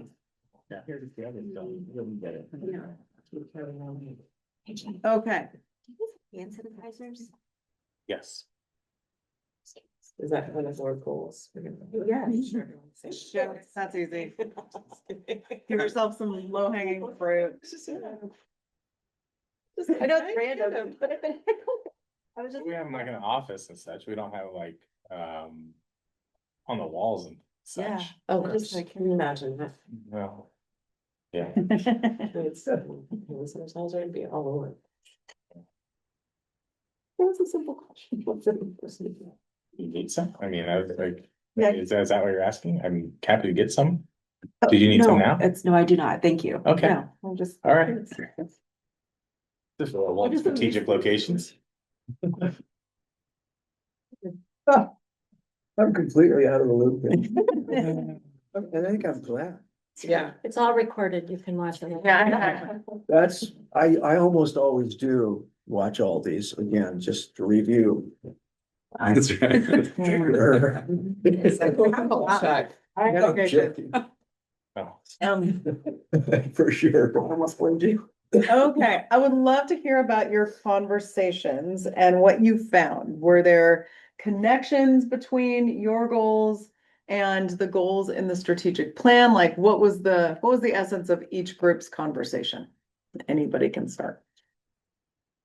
We, kind of went through the 3 goals and felt the portrait of a graduate is a natural kind of fit for what, all students be on track to graduate. Okay, Mhm. what does that look like? What is their plan? What Yeah. is, and social emotional learning Mhm. say, like, how are they gonna be good community members? How are they gonna have civic responsibility? And having this portrait of a graduate can that encompasses all of that. Mhm.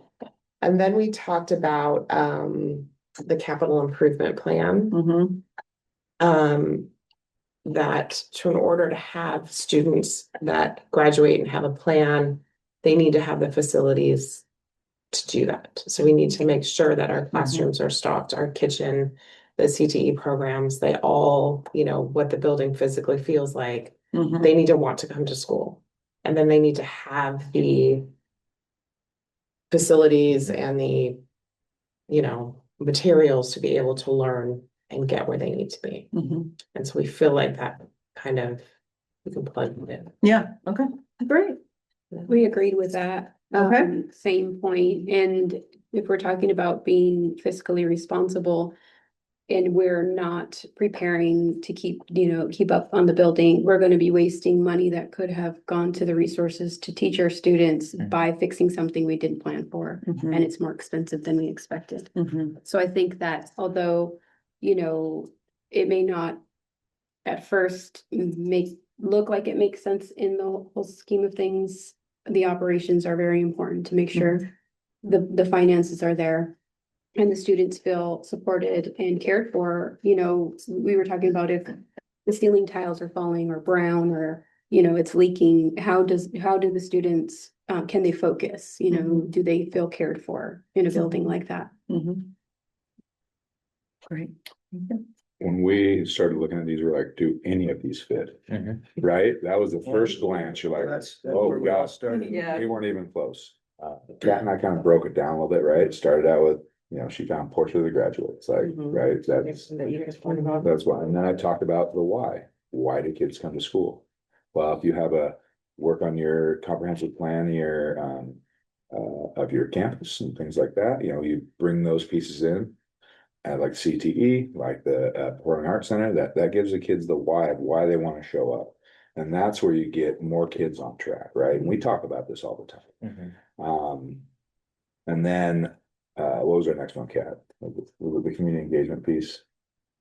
Yeah, if we're out there increasing our involvement with the community, we are showing our students what it looks like to be positive members of our community. We're leaders, right? So they're going to look up to if they do that as teenagers, but just in general, in that sense.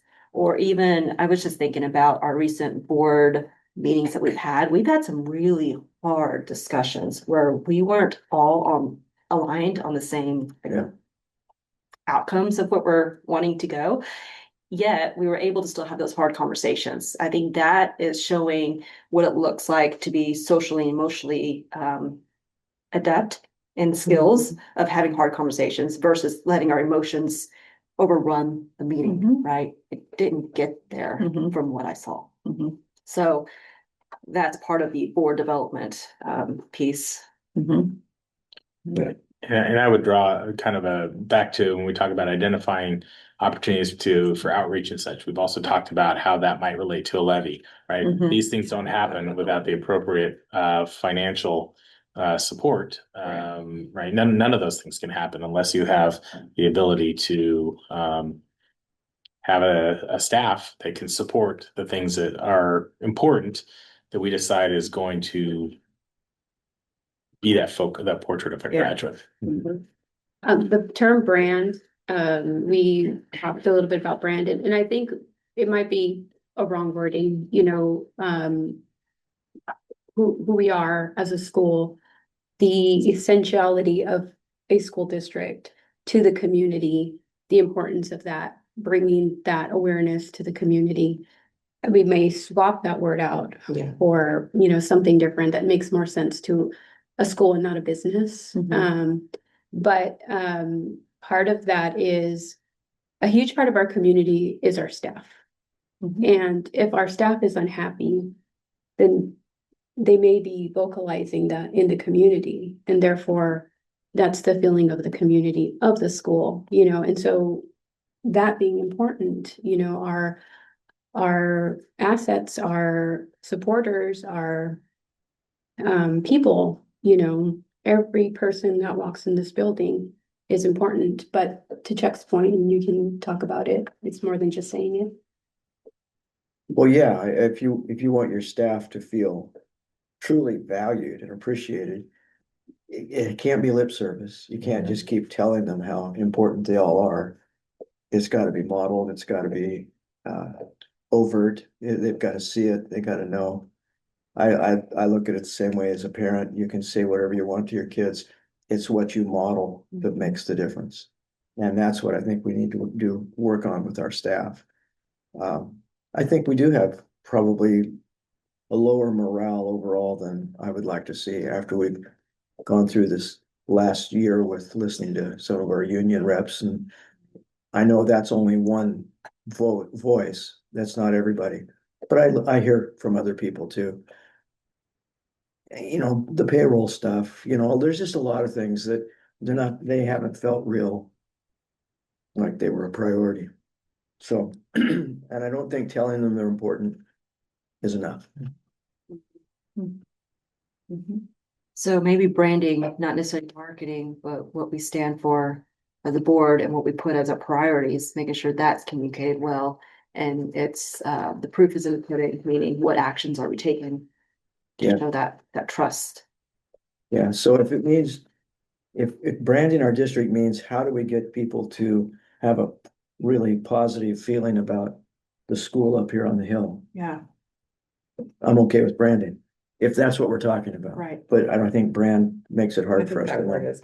And buy-in, the Yeah. buy-in, right, the commitment, the. Brand is probably not the right word then. Yeah. Well, this is a more negative time for public education than it was years ago. And I don't think our community is necessarily a real big exception to that. There's just more people out there that are looking for reasons to be critical. Critical everywhere. And if you look at it on the flip side of it, that's accountability. That's people in the community looking at the school, saying you're supposed to be providing this essential, like you're getting our kids ready for real life. You're helping support, you're educating them, you're preparing them. So that is a huge responsibility that they're holding us accountable for. So there's that side of it too, that it's a expectation, and are we meeting those expectations? Are we filling those our responsibilities as we should be? I guess not just a criticalness, but accountability for us. So with those thoughts, we can flip forward. We want to make sure that whatever you do with goals, we're getting very close to, what do you want to do? Is that we're monitoring along the way, right? Right. And not just monitoring, but then like, you know, reporting on outcomes so that you get to, I mean, you were obviously tracking your goals from last year, you know, because when I asked questions about them, like, you know, it wasn't like, oh, we forgot about that, or what was that, you know, but we want to make sure that what we build in are ways to monitor. We had goals. Did I know, but you knew about that. You knew about them. It's almost like the PDSA cycle, you know, in a sense. Mhm. You know, we're just thinking of continuing monitoring, right? Yeah. And if it's working or not working, Yeah. then we address that, and Right. then we're holding people accountable and then going back over and trying it out, but still aligned with that goal. Yeah, absolutely. And when you do continuous monitoring along the way, you can make course corrections that are smaller Yeah. along the way, instead of like at the end of the year, you're like, oh, we didn't do that, right? I mean, like, or, I mean, it's that, you know, there's sort of the three-legged stool of, adopt, adapt, abandon. Yep. Yeah. Right? And then you can do those things along the way, right? Something new, or this is going well, we just need to change it, or you know what? This one isn't a thing anymore. We're gonna strategically abandon that. So next slide is what should be modified, if anything. So, and then we'll click one more. I keep bringing this back So knowing that those are the purple ones are your strategic plan goals, those are static for now. You talked about, so in your reflection just now, I heard things about portrait of a graduate. I heard things about capital improvements. I heard things about kids want to come to school, board development, the importance of staff. And in there, the levy, we talked about that earlier. If I'm looking back to what would you want to be moved forward on that, on any of these? So for goal number one, I'm just gonna say this out loud. For goal number one, you identified that that one needs specificity. What are you trying to say? You're already talking about branding. What does that mean? I hear you like circling in on, if we're gonna keep that, we need to change that. For goal number two, where did I go? Hang on. I heard portrait of a graduate, just loud and clear. And then for goal number three, I heard the levy and continuing community event on campus, although I don't know if that was like, this works into our culture or if that needs to be something specific that's outlined. So when you look at these, as you're thinking through, as you thought about like what you wanted to maintain, there were certain parts of each of those that sounded like the consensus was you wanted to carry them forward. If there are suggested modifications here, we can work with that. And if there's something that you want to like throw out and put something new in there, completely reword, we can do that too. I like the fact that you've only got three things. I shouldn't have said only, but you've got three things because like, again, you got to protect your time and your focus, right?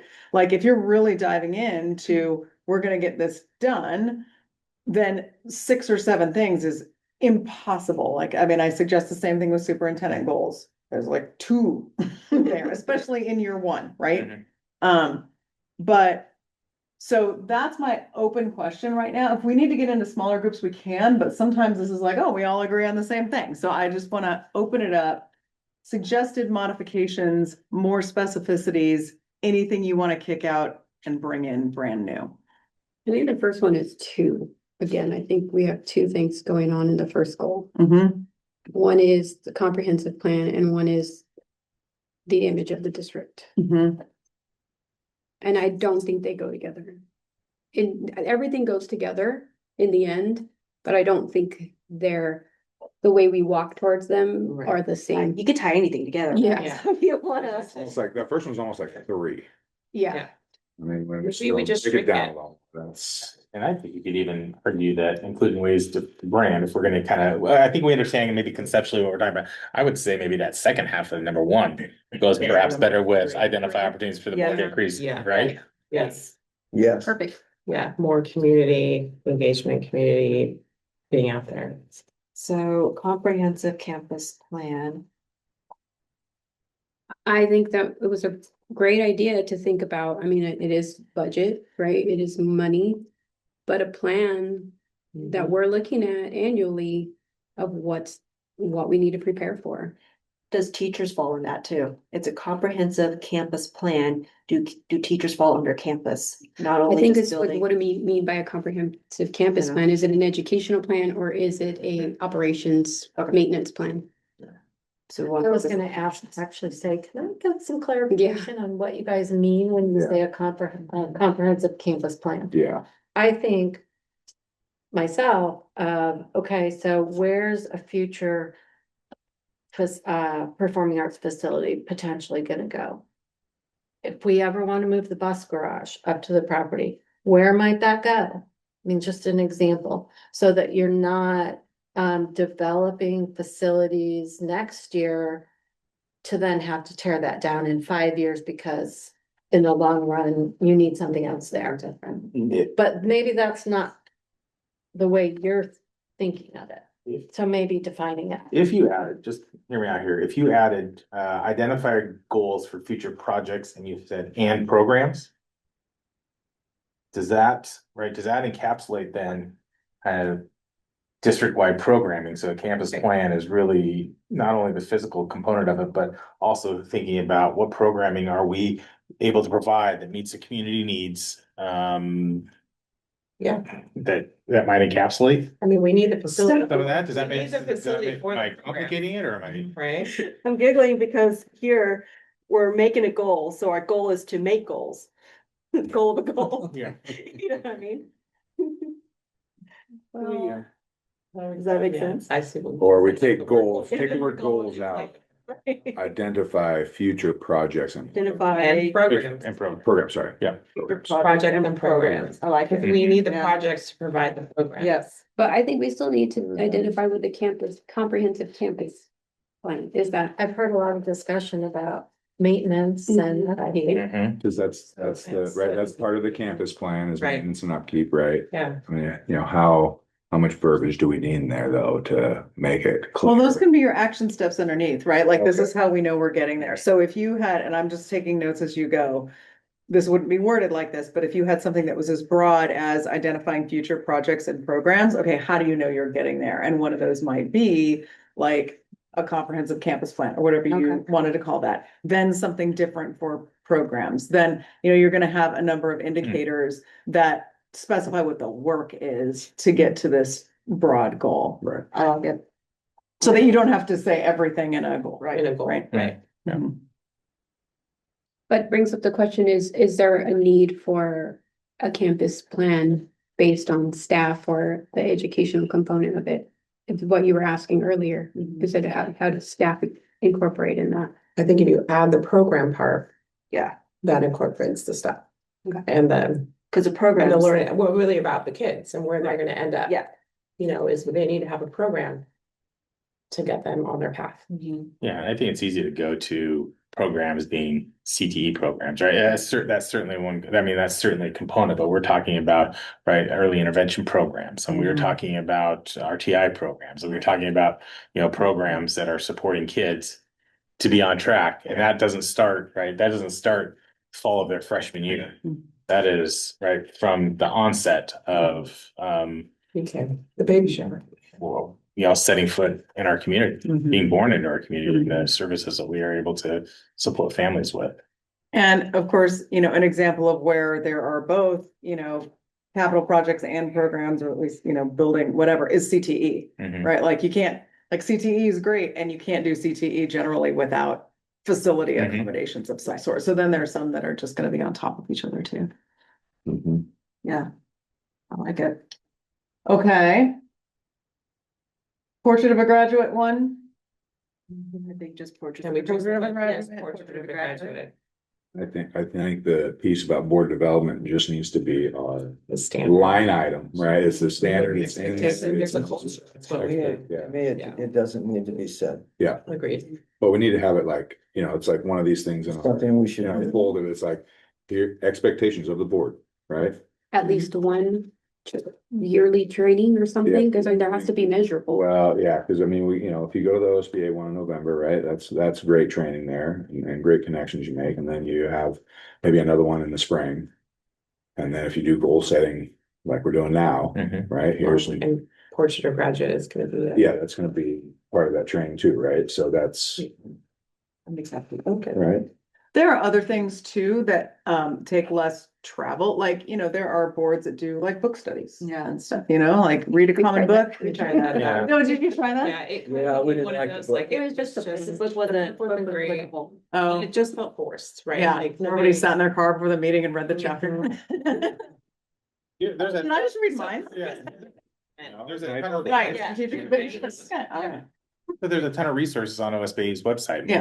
Maybe there's a quarterly agreed upon, we are gonna watch this Yeah. 35-minute Yeah. Right. webinar on parliamentary procedure. I mean, it could be And just- something, I mean, Yeah. oh, riveting. Right. But it could be, what That's a good quarterly, point. we're going to agree to do that. Yeah. And we could do that separate, right? Like it doesn't have to Yeah. be part of our. You can do it on your own time. Yep. Yeah, but that's a That's a good monitoring point. step. We could right? watch- Did- We could watch that in the car just before the. Right, exactly, while driving. You're 35 minutes early. Watch it all. Yes. How do you look? everybody's got the big Read screen. report. In- Right. Yeah, so it doesn't, I mean, that's, right, those are things that I think about too. It doesn't have to cost us Nope. money, No, right? I it mean, as shouldn't. much as I love having Kristen here walking us through this, right? I mean, that is an added expense. I'm not, Yeah, I mean, so those are things that there are resources that they have made available to us, Right, and let's take it's advantage all- of. yeah, part of membership, right, Yeah. is some available free resources. Absolutely. Okay, so we got portrait of a graduate. We're gonna embed professional development into common expectations. You know, when you go to look at your, and I do suggest you do this, your superintendent board operating agreement. Leslie, I can send you the one that I like. We have like 3 on our website. There's only one that I like. I need to have the website redone. But there's the one that, I mean, it comes with those 14 things in the back, and I recommend just really trying to prioritize if those 14 things on each side even work for you. But the one that I like is just the final product of it would be half of it is about how the board operates with itself. And the other half is superintendent expectations of the board, board expectations of the superintendent. And that's it. And it has a nice purpose sentence at the top that you can talk about, like, we're here for kids. You know, I mean, like, there's your vision, there's your, like, there's a reason why we're doing all this. And it's not just to say we did it, right? Like, this is all in service of students. So Sandra, as you were pointing out earlier, that like that needs to be the grounding philosophy, and the grounding knowledge is that like all of this is based on what you want for students. So, I mean, there's a place to put that there too. Okay, and then the last one, and Jeff, I heard you say earlier that like, you know, that branding piece or whatever you want to call that, if you want to keep that concept, can be part of that increased community and outreach. What I heard earlier, obviously this is not, you know, in stone, was that maybe having a significant community event is something that you just agree to do, and maybe not, or you could put that as like, you know, an indicator in a goal. Like, this is one of the things that we want to do, you know. We all are gonna show up at some events or, you know, something like that. But that last thing, it was about community engagement. Is that something you would want to keep, tinker with? Whatever. I think so. I think the other part we can try to also help incorporate is bringing students involved in it so that. Community engagement includes students. Yeah. Yeah. I mean, can we put the levy in there? Can we be that specific, or would that be more like an action item, like, oh, we got the levy passed? If you, I mean, Your you could do community. either, like, if you wanted to put that under projects and programs, as in like, here's one big to do that we know will be a huge investment in both, well, mostly, yeah. It wouldn't be facilities, but, that, you know, if you pass the levy, that's a serious indicator on, you know, Yeah. commitment and identifying More of an projects and indicator. programs.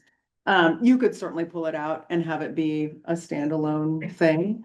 Right now, in my notes, I've got 3 big categories for you. And if you like these, then we can talk about what those things are underneath.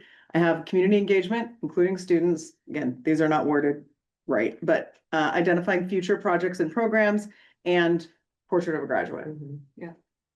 And if those are sort of 3 big things that you like and feel like they are their own categories, then we can start talking about, okay, well then, what are the to-dos under here that we can monitor?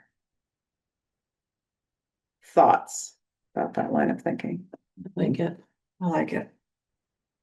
Do you, go ahead. It simplifies it, right? We have, right? It's basically the same thing, Mhm, just real, mhm. right? Simple words, not overcomplicating it right now. Right, Now we will when we add stuff to it. yes, right. But right now it's kind of But the big goal is. here's our baseline, here's our foundation build. Mhm. So if you like those things, then let's talk about like, what are the to-dos underneath those? So if we look at community engagement, including students, what is that, like, what are the things under there that you want to do? Could I ask a real quick question course. regarding incorporating staff within this concept? Mhm. Would that be something we would add within that goal or something within our actions? I think it would be important to say including staff and students, right? Because then you're identifying community. I mean, you could also say community engagement, including families, staff, students. I mean, like, you could list and community partners. To just make sure that nobody's left out of the call out, and then talk about what those things are that you want to do. Does that sound right? And is staff an all-encompassing word? Yeah. Okay. Okay, what are the things you want to do underneath that? And again, we'll try to keep it prioritized because we don't want to, you know, make everybody's eyes cross. Can you give us examples of what you've done or what you've Mhm, seen mhm. as a board Sure. that does? Yeah, community? so one thing with students is, do you have student rep? Or student rep? Yeah. Okay, Yeah. okay. Inclusion of student rep in PD is a good idea. When there is a strategic planning process, ensuring that there is a full community engagement plan for that, right? So like surveys, sure, but there are barriers to that, like in-person listening sessions, yes, and there are barriers to that. So like trying to figure out what are all the ways we can engage communities that may, especially ones that we haven't heard from before, while eliminating barriers by doing it in a variety of modalities. Other things are, I've seen like, I don't know how it would be put in here, but like, if you're looking at community partners, what does it look like to, have, who are your personal and professional networks? Like, for instance, I know boards that like, I'm a member of the Rotary, and so they go to the meetings and talk about what the district's needs are, what's going on, that kind of thing. And, if the superintendent's got like meetings that he goes to, like local government or something like that. I mean, that is just sort of broad individual community outreach. Another one would also be visibility at events. And not that you're gonna like solicit complaints or solve individual people's problems, you will always be approached. But you also talked about like that visibility is important, Chuck. I think you were saying that like, folks go to those things, and just seeing you as a board member is important. Those are just some ideas. And also, the community engagement piece is so hyper specific to what your community is and expects, right? Like, I mean, those are some broad general examples, Yeah. and I wonder if there will necessarily be more specifics based on what it looks like here, right? Like, because TTSD is going to be different than here. So then I think the conversation is, okay, what would our community expect of us? What's the best way for us to show up and do that? And what are just some few prioritized things? Because also keep in mind, like, this is just 1 year of goals. This is not like, oh man, we got to accomplish 5 years of stuff in a 1 year period. Like, what can you commit to this year that will make you feel successful in the end too, right? Because it's easy for us to be in a continuous improvement cycle, which I totally get, and set ourselves up for failure because we want to do all the things all the time. Yeah. Does that help? at all? Yes. Okay. Thank you. Mhm. We have the wellness events that I have seen staff have appreciated board members attending. Like the bingo. That's the first Wednesday of every month. It was, we were, So changing. well, we are evaluating, the wellness program is not going away. That being said, we are evaluating the sustainability of how it is currently operating and working on a plan to preserve that and make it meaningful to folks in this, in our school community. Yeah. So if we said something like board visibility at events, you wouldn't necessarily have to, like drill down and put in here what those events have to be. Because everybody also will have different kinds of visibility, right? Depending on what your days look like, what your professions look like, what your lives outside of the board look like. But, and some boards will say, okay, here are the events for the year, everybody sign up. There's pros and cons to that. I think the pro is that it's structured. The con is that certain people could feel really guilty if they can't do as much as somebody else. And so, so I would say figure out what works for you. And then if you have an opportunity to share something that you did at a board meeting, not required every month, but like those kinds of things, kind of then turn into board culture as well. So would it sound good to just say visibility at events and sort of leave that up to the individual? Yeah. Okay. That's, yeah. That's Yeah, I important. haven't been very visible. It's, Some of You know- some of the things I would have been visible and gone for a month and a half, Yeah. so. right. And To each what they can I'm do. not making excuses, because there's things I could have gone to that I didn't, so. I think also not guilting anybody No. for it, because I think one, we are board members who give our time to big decisions and, you know, collaborating for the school district. And first and foremost, that's what we've been elected for. And then, you know, what we can do, because I've been in the same position, feeling guilty, I don't have time, I work too much, all of those things, but I have to remember that we are giving our time when we come to meetings and we take the workshops and take the time to really work together to not just rubber stamp and hear the decisions that we have to make for a whole group of people and our students. So Well, Kat and I were talking about this is being a parent here, right? I was at everything, It's much Mhm. easier when you have. right? different districts. Now my Yeah. kids are out of school. Yeah. It's like, and I have my other things I'm doing in my life that I'm not here as much. Yeah. Yeah. So, there's that It's piece. So I definitely think that, Easier. there's a time and place and time in life that, yeah, we need to be at some of the events, but I gotta go ref some volleyball for some kids. Because if I don't go, they don't have an official.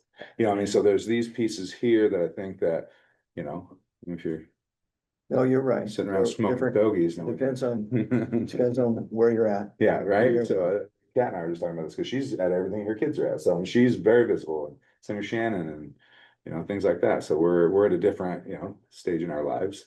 There is a Right. piece I feel like we're still missing. For the community engagement. Yeah, Well, Yeah, that's one thing. because it's community engagement, that I'm all for it, but I jotted something down here. It's like, I'd like to address somehow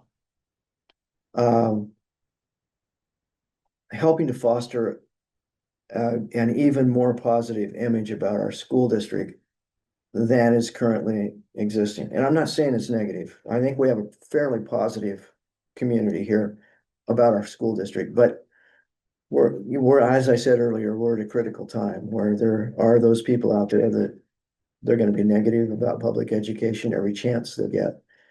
And I don't know how, but it seems like if we could help our community see the depth and quality of what's going on in their schools, that would be important. But anyway, I just feel like we're kind of missing that piece, Mhm. engaging them.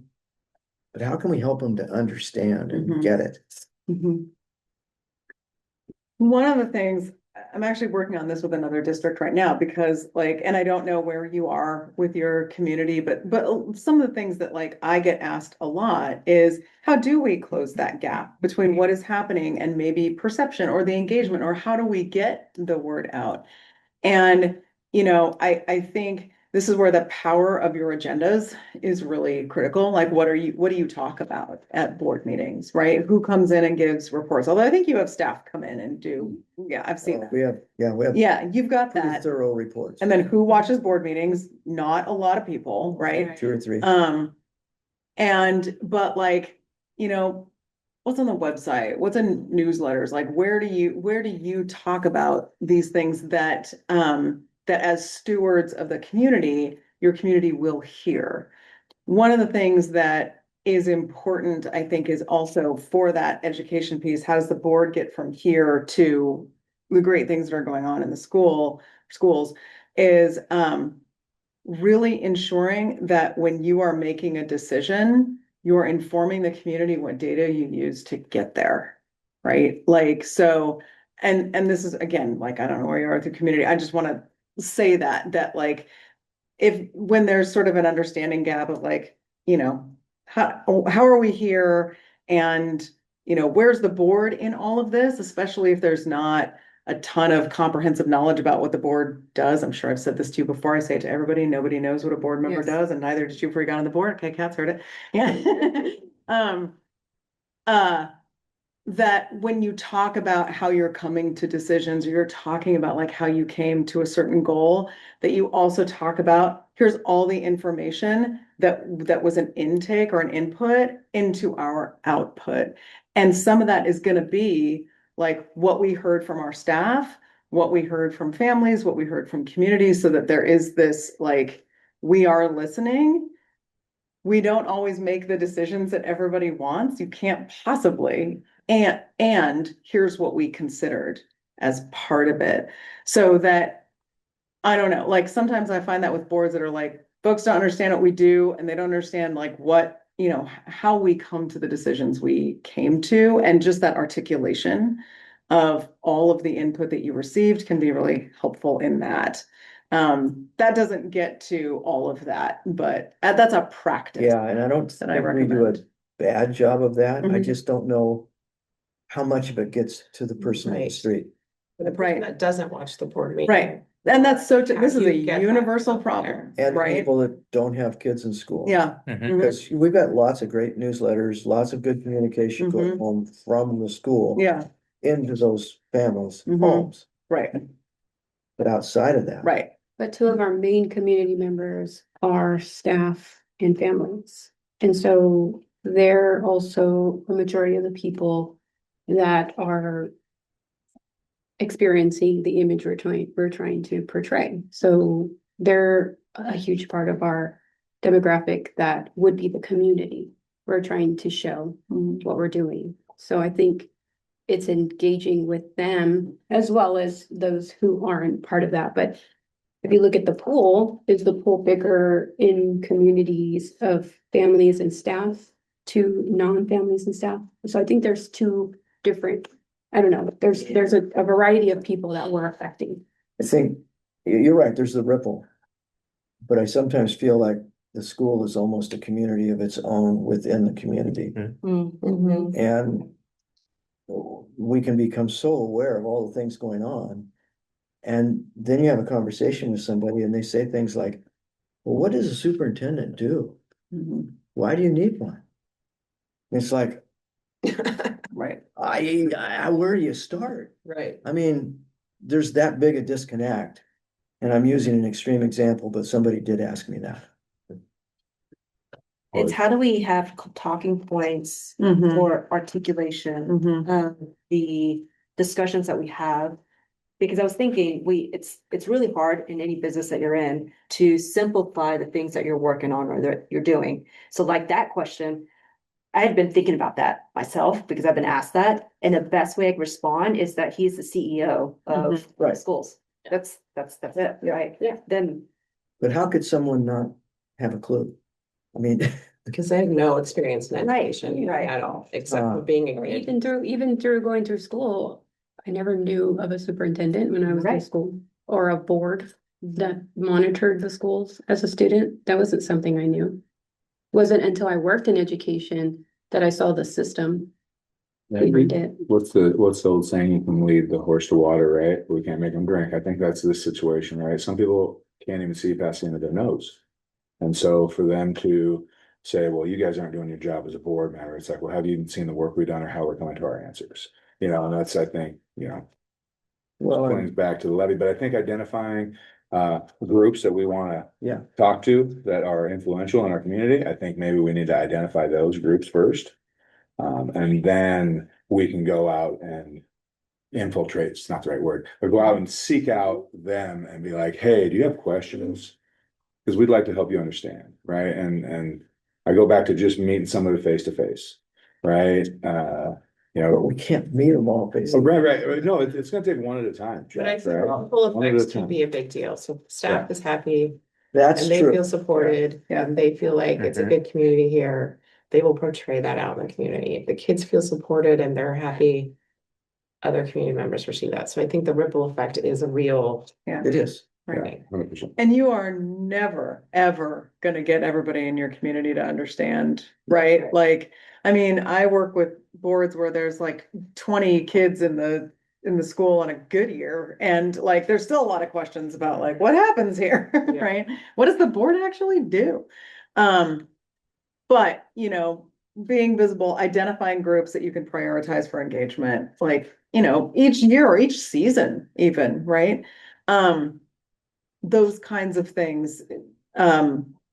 Listening sessions when appropriate for big decisions on things, right? And, or climate surveys or, I mean, things like that. There's pros and cons to all of those things. I'm just throwing them out as ideas. You can accidentally just solicit complaints with those Mhm. things and, you have to be really intentional about that. But whatever way, I mean, it's never gonna be saturation to the extent that you want it to be, but it's just what is within our control. And then after that, I mean, people just won't necessarily know. It's good that they're asking. This may already exist, but if they're getting a lot of these questions, is there a way on the website that there could be like a school structure 101? With what's a superintendent, what does a board do, something like that? I don't know, just that there's an access to that information. Yeah, I think anybody who wants to know. That stuff's all available. Yeah, they can figure it out. Who can easily get it. And you were pretty harsh about people Oh. can't see, but I think they're just looking other places. Yeah. They're Yeah. completely consumed with other things and they're just not thinking about this and I get it. I'm sure I have some blind spots about things that go on in the community that I have no understanding of. Well, I think this year in particular, with this levy coming around, could be a good chance for us to go to some of these groups and highlight what we've done, what our kids are doing, and plug the levy. I mean, we'd have to do that as a board, That's, right? yeah, it's, But highlight, hey, these are great things that are happening in our schools and, there's a project that happened and here's a wonderful teacher that won Teacher of the Year and, so at least they would see. well, it's like the baby shower, right? We're bringing in new families that probably never been to our school. There's a group that we're reaching out to. How do we get those groups in our schools, right? I mean, these are obviously our future customers, right? So of course they want to come and they want to see what it's all about and get the help they need. But how do we, We I just go think, to others. invite people into your home, right? And hopefully then they see what you're doing and they're like, oh, now I get it, right? As an example, they presented on this at one of our conferences a couple years ago in Vernonia. Smaller community, where Vernonia is, right? They do like, a community dinner that Just thinking. that really took off. And so they, obviously are providing food, no babysitting needed. And I think that teachers or folks from the district will get up and talk about what they're doing and they're feeding the community and just meeting with them as people. And who doesn't want to go to a free big dinner kind of thing? And that, I'm not saying that would work everywhere, but they were like, it was the same question. How do we get folks to know what we do, to understand and just to meet us in person? And so they do it in their schools. And so they have it there. I know everything is right around it, but you get the elementary school contingency at one, you get the high school contingency at another, right? And so things like that have no real agenda to them. It's just community building, right? Because you can always go do a listening session when you need something specific or you want to, but this isn't even it's not a listening session. It's just show up, come and hear a little bit about what we're doing from our teachers. And we're all in community.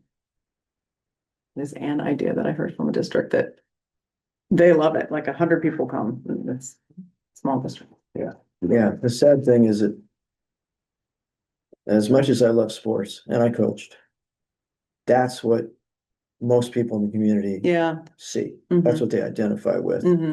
If you have a good team or you don't have a good team, or it's fun to go watch them, but that's what they see. Yeah. And all the rest of what goes on in the school day, they don't see. Right. It's not that they assume nothing's happening, they just don't see it. Right. Yeah. We have plays. I know, but there's very few authentic things. We don't see them do math, do language arts. We see them compete in football or track or That's all whatever, public.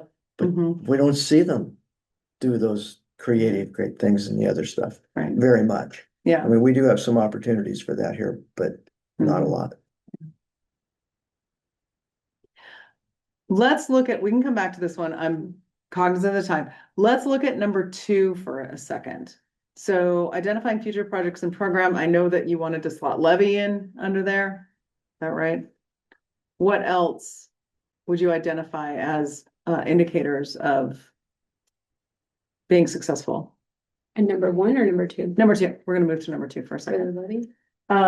The one that we named future projects and programs. Yeah. Yeah, which just kind of came out of number 1. of it. Yeah, yeah. The Performance Arts Center. Capital improvement plan.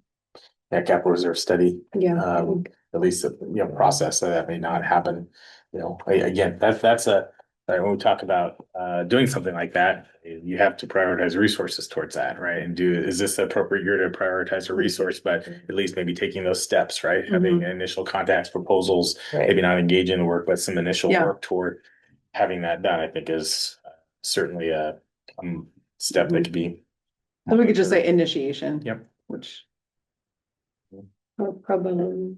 I think, well, yeah. that'd be great. Give me their card. Yeah,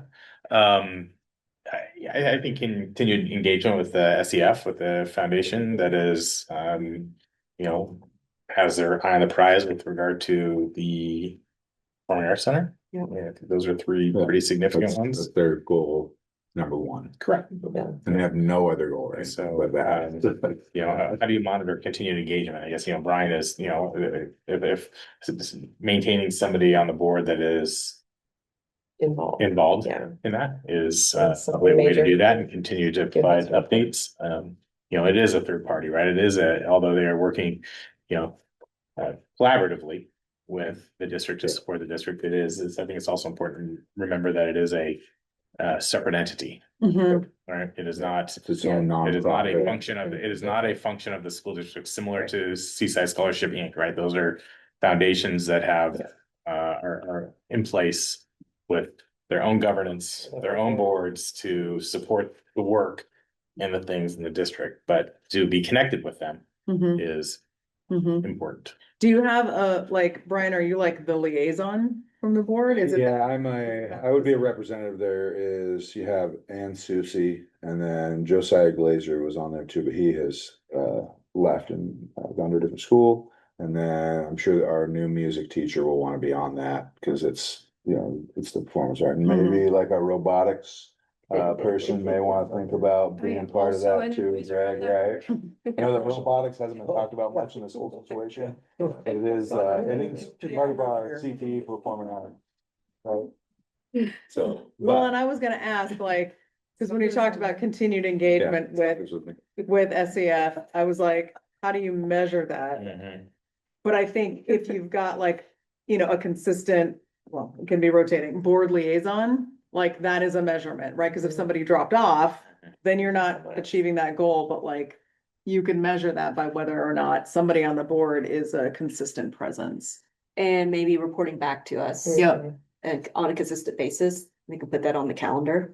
Yep. The meeting is the Monday before our board meeting, so that will be, Next week. Next yeah, it's Wednesday. Monday. Are you gonna be Maybe there? like quarterly updates. I don't know if it needs. Yeah, I don't think we need to be every time. Are you gonna be there? I was planning on, you both Or by- alternate too. It's gonna be in here now. It's gonna be in the library instead of the boardroom. Maybe when they. Right. You could just Or the partner. Oh, yeah, no, excuse me, College and Career Center is where the Oh, meeting is going to happen. Okay, that's a great spot for it. You could partner. It's kind of like our committees. figure it I don't out. think we. Okay. consistently But there's some, report out. I might not be able to go to. Sure. Yeah, so one of the other things we talked about was programs. So, Yeah. right, so we've talked a lot about the physical Yeah. attribute. And, I think we want to be inclusive of programs. So what does that look like from a monitoring standpoint?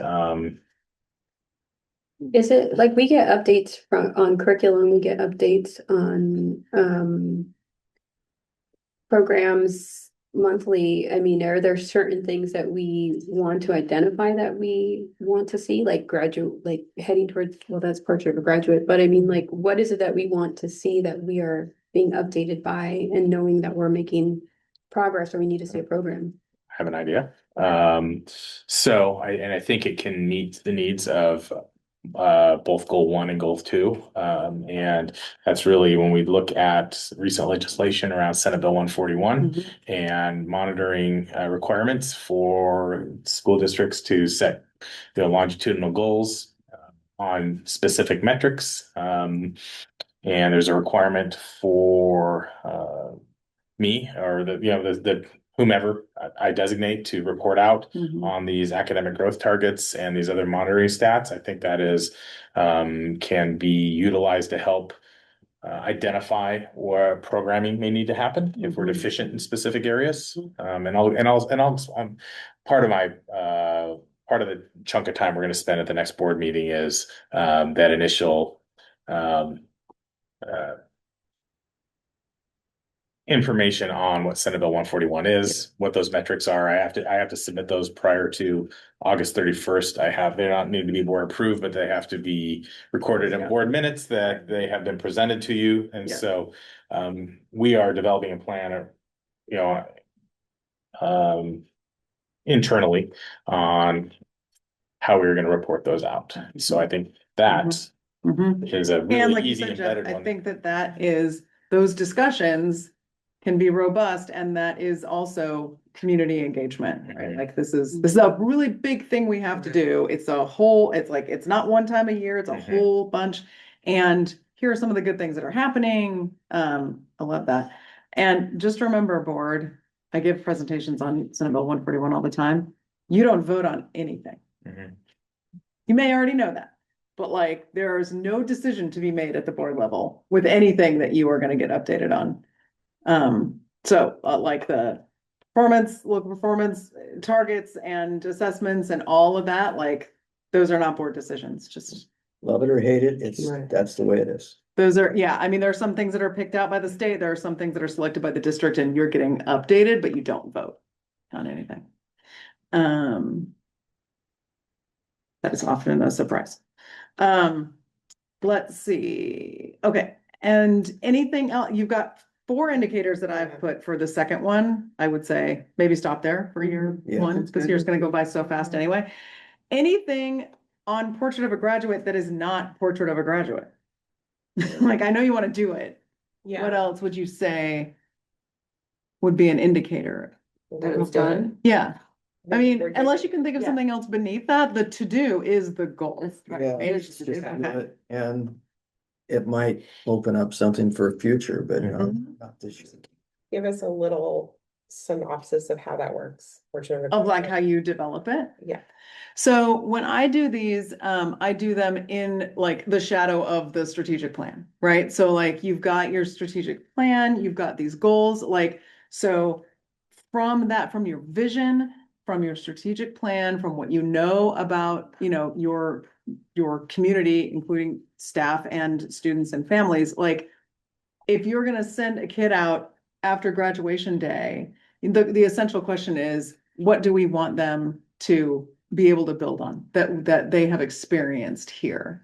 And so I usually do it like I would do a strategic plan, which is like universal thinking down to specifics. And so that's, a lot of times like answering one essential question individually and then keep winnowing and do group work and invite other partners in, right? Like invite staff into that, invite students into that for sure. And then families, if, again, small, not huge group, but with that, like, how do we target 5 or 6 things that we want our students to leave with based on our system and our community? And so it's just like continuing to like, out of everybody's ideas, which of these have relationships? How do you put that into 2 or 3 words? I mean, that's my process. And so it's really, like I said, a lot of them look like critical thinkers, engaged, folks, engaged community members. I can't think of anything else right now. Those are 2 of the most popular ones. But, like, what does it look like day 1 after graduation that they can walk out in the world and I do? think somebody like the mayor would be great to have part of that conversation if he's interested. Who? The mayor. The mayor? Like I somebody think we could identify, like, once we get into it, we can Yeah. identify Right. people, Yeah. groups, communities. Or you come up with something and put it out there for feedback, you know, if you wanted to do it in a small way first, come up with a draft, put it out for feedback, you know, that's, Probably. that is a smarter little than more writing tenable at times. documents. Or we could just ask AI. Yeah, you can ask ChatGPT and there you go. I like it. Okay, so, I was not serious. You can ask Just him in on case. it. Oh, Good yeah. ideas. so here's what I have, and what I'm gonna do is write this up in a better way. We're not gonna wordsmith here. I'm gonna write these up as, if you agree with the concept, I will send these back to you, and then you can adopt them, and I would encourage you to adopt them. We have the concept of community engagement, which includes family, staff, students, and community partners. Those indicators were visibility at events based on individual availability, identifying groups that you can prioritize for engagement, and monitoring SB 141. I will say, when you go to adopt these, think a little bit about identifying groups prioritized for engagement. Like, what is that? Like, how would that specifically look? It may be simple, and then like, what's the timeline on that? Because the other thing that you're gonna need to do is like, after I get this back to you, before you adopt, talk about where this looks like throughout the course of the year, right? Like, when do you do these things? Some of them will fall along the budget lines. Some of them may be, I mean, SB 141, you're gonna get a whole schedule on that from Jeff. So there are things that will slot neatly into a calendar and some things that may take some thought.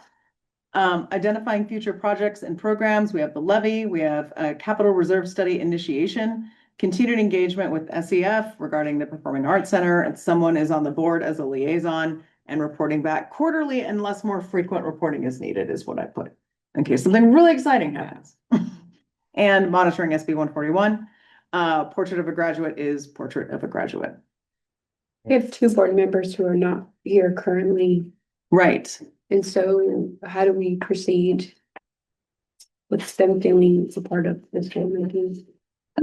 Would you have room on an upcoming agenda that's not packed full to carve out some time for discussion of these goals?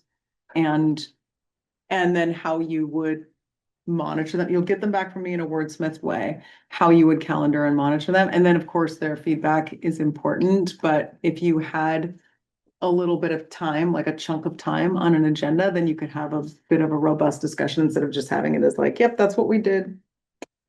Check, or we can find. written on Yeah. agendas. I like that. That's just what we did. They can watch, they can sit with Chuck, because he's gonna rewatch this whole. That's right. That's meeting. That's right. Chuck's gonna have a watch party. But yes, we Bring can that reach to out their that. mind to watch it, Stuff see what you discuss. They'd have to bring snacks. That's their homework. They need Yeah, to watch that's what I this. said. There you go. Oh, God. They missed. And then we're class. gonna quiz them later. Ooh. Okay, how does that feel as far as landing on Great. some goals? Does that resonate? Does that feel okay to folks? Yes. Okay, great. I wanna just walk you through, we can flip forward. I mean, this next slide says nothing, but superintendent goals. And Jeff, like, it's most important that you weigh in on this. My advocacy is generally like, okay, once you've got your strategic plan goals, you've got your goals. Now you let your superintendent go back and think about like what, I mean, I saw Susan's from last year, but like, what does he want to do that he can be directly accountable for? Again, not that like 100% graduation rate, like that's not within the realm. Thank you. That cannot fully fall on your superintendent's shoulders, but like what specifically, just like Yes, you it's your did. job. Yeah, just like you just did, specifically, what do you have influence over? Jeff can go back and do that too. Like, so what specifically do I have influence over? And then bring you a draft of those that you can then discuss and then adopt. And then that's like, especially if you do this early on in the year, then that's an important part of the evaluation process, but everybody's on the same page as far as what those goals are going to be. And then that also gives him time to look at those. So that would be, I mean, this is fast. That would be my advocacy, is that you let him go away and develop goals. What are your thoughts, Jeff? How do you like to do that? Yeah, I think it was really important to kind of understand, right, what and we talked, I met with our leadership team today and we were talking about some goals and some monitoring things and some of those things. And I kind of pumped the brakes a little bit. I said, so I know we're doing this tonight. I think it's really important to understand the direction and kind of the priorities of the board before we go doing this. And then we have to reconfigure. And I think they're going to be closely aligned with what we're talking. We have students at the forefront of what we really want to achieve. But it's a granular, the granular, it gets more granular, right? The farther you kind of run it down the line. So I'm comfortable with that. One of the questions I had, and I think Chuck spoke to this earlier, is when we look at those, I think there's a cross between, for me, some operational, and I appreciate you also understanding that, right? This isn't going to be a list of 4, 5, 6 things of what that looks like. I think there's some really specific things that need some really direct attention that have impacted where we are. And I think that is, creating a culture around wanting to continue to be here and as a staff and as a student. And I think to Chuck's point, we've had some payroll challenges, and that is a primary focus of mine. And so embedding something in that around the fiscal operations of the district is, I think, really important.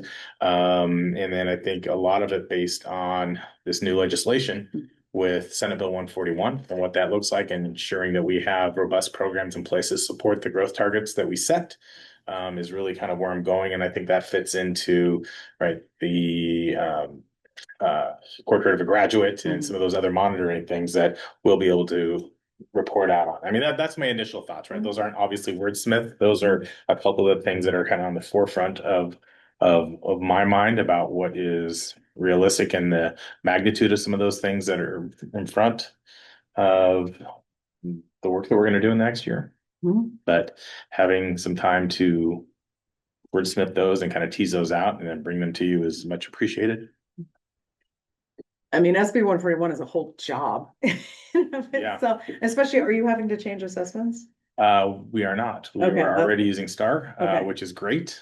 Good. Yeah, absolutely. Yeah, but all the tracking, I'm sure you all know all of this, all the tracking, all the monitoring, and then the like, and what if we, have targeted Yeah. involvement? I mean, like, it's a whole job. Yeah, I'm not sure that I don't want to assume, but I don't know that the board does understand the totality of what that looks like with the direct spending and the directed spending and I don't Right. know that. Coaching. Yeah, Some of right. this, I don't know that. Huh? You can assume. Okay, yeah, and that was my intent in our Yeah. next week's board meeting too. Yeah. Kind of, Presentation. again, given the kind of what would you suggest, the 30,000, the 10,000, Yeah, I think it's like, here's what we're doing at 10,000, here's where you are, board at Yeah. 30. Mhm. I just want to give them a synopsis of that understanding. Yeah, Why yeah. we set our performance growth targets at what we did, and Yeah, that would be good. Yeah. I could do And I them think reading you it. setting your goals is very important because you got hired to this job. This is your job. Our job is to support you, Jeff, and your work here. And so I don't wanna, meddle in what you want your goals to be. I wanna support you because you have seen this job and you wanna know what you wanna get done right away. So for sure. that's my point of view. Yeah, no, I appreciate that, and I think this was really helpful to kind of to narrow that. I think when it's a different scenario for me now, with what employment looks like, working for a board versus working for, right, under a contract under a supervisor. I mean, it's just very different. And I think it's really important that we are on the same page, and the things that I look at and select are complementary of what the vision of the board is. Because that's the only way it works, and we can work together. We can identify and utilize the expectations of the board to the superintendent, the superintendent to the board to drive what's getting done. They're not going to be like these things that are not related. That doesn't make any sense. And so I appreciate kind of the focus here tonight and I'm confident that I can design and write things that are meaningful too. I think that's right. I think that's important too, that they're meaningful and they are impactful on the folks who are serving and that serve our kids. Great. I look forward to hearing. Awesome. Would you anticipate that the board might adopt their goals next week at our August 18th meeting? Or is that too soon? I can get you a draft. We do like- have the two board members that aren't here. We were gonna spend That some we time were with them talking ahead. about, how do we get them kind of on board? Okay. Okay. I mean, if I So wasn't That's here, what I I'd got. wanna be, I wanna have a chance to I just know what's want going to on. oh, yeah, sure that we're scheduling what we need to schedule. Sure. You know, it's gonna be a tight timeline from the start of school, you know, to the end, when you guys are gonna have to be doing evaluation stuff. If they could watch this and then we could set some time ahead of the meeting. Well, I think we can just present it at the meeting. How do we feel about it? Present it at the meeting, we can have discussion on it. We can adopt, but if We can also Jason make Cole don't changes. feel comfortable or people don't feel comfortable, we don't have to, we can say, okay, we're gonna make changes and bring it back at the next meeting. Or if it Yeah, looks we- great. We could and- also choose to Then make we some can- changes in the meeting too, if we want to Right. change some words, we can do that. Exactly. And then adopt it there, so I Right. think we should present it at the meeting. Agree. And then, you know, cause maybe Jason gonna will think we're fantastic people, and I'm like, yeah, that's amazing. So I And don't, they'll be I great. don't see the agenda in my head for the next meeting, because we haven't seen it yet. Yeah. This maybe that. Will we have time for that? Yeah, is it a full agenda next week? As always. Yeah, yes. Do we want to do just an hour before the start of our board meeting, like just a mini work session to catch them up and see if there's anything that they want to add to what we've created tonight, so that we can pass at the board? Well, Do we think that they're gonna? That's what I That said, much to but take away. I think also if they do some homework by reviewing this so that they can see the process that went through it on top of meeting. if you're gonna add an hour before the board meeting, we'll just do it at the board meeting. And it's still time, you know what I mean? Yeah, I It's like kind of your earlier. idea, but I don't know how we would bring them from ground zero all the way through the process to understand completely why everything is set up the way it is. I mean, we can help them understand how things are, but I think we can do that in a few minutes in the meeting and vote on it too, Okay. unless they have big objections. And we can also table it if it decides Yeah. that there's too much or they don't understand or whatever, but if they're like, you know, we talk about it. I can always, what I can do is sort of plug it into the format of what I usually do for monitoring plans, which is like, here's the goal. I would modify this because it's a board thing, but like, here's the goal. You know, here's our timeline. Here's our check-in, like what, you know, and so that as you talk through it, if they're like, hey, cool, when are we gonna do these things? You can start talking about when you're gonna build them in as well. If you don't get to that part, that's fine, because you have a robust discussion on how the goals even came to be. But then I would say, you know, at some point do the monitoring thing, but I'll just send it to you in the format that like, here are all the things that I think you should have with it, which is who's responsible for bringing this information? What's the timeline? You know, how will you know progress is made? That kind of Okay. thing. And if you get to that whole conversation and you can calendar, great. If you can't calendar, then do that soon after. After you adopt. How's that sound? Okay, Yep. and then who's presenting it? I most likely will not be there. Well, I know I'm not gonna be here physically here. Oh. Is it me? Okay. I'm gonna try to. Well, zoom we in, depending on elect access.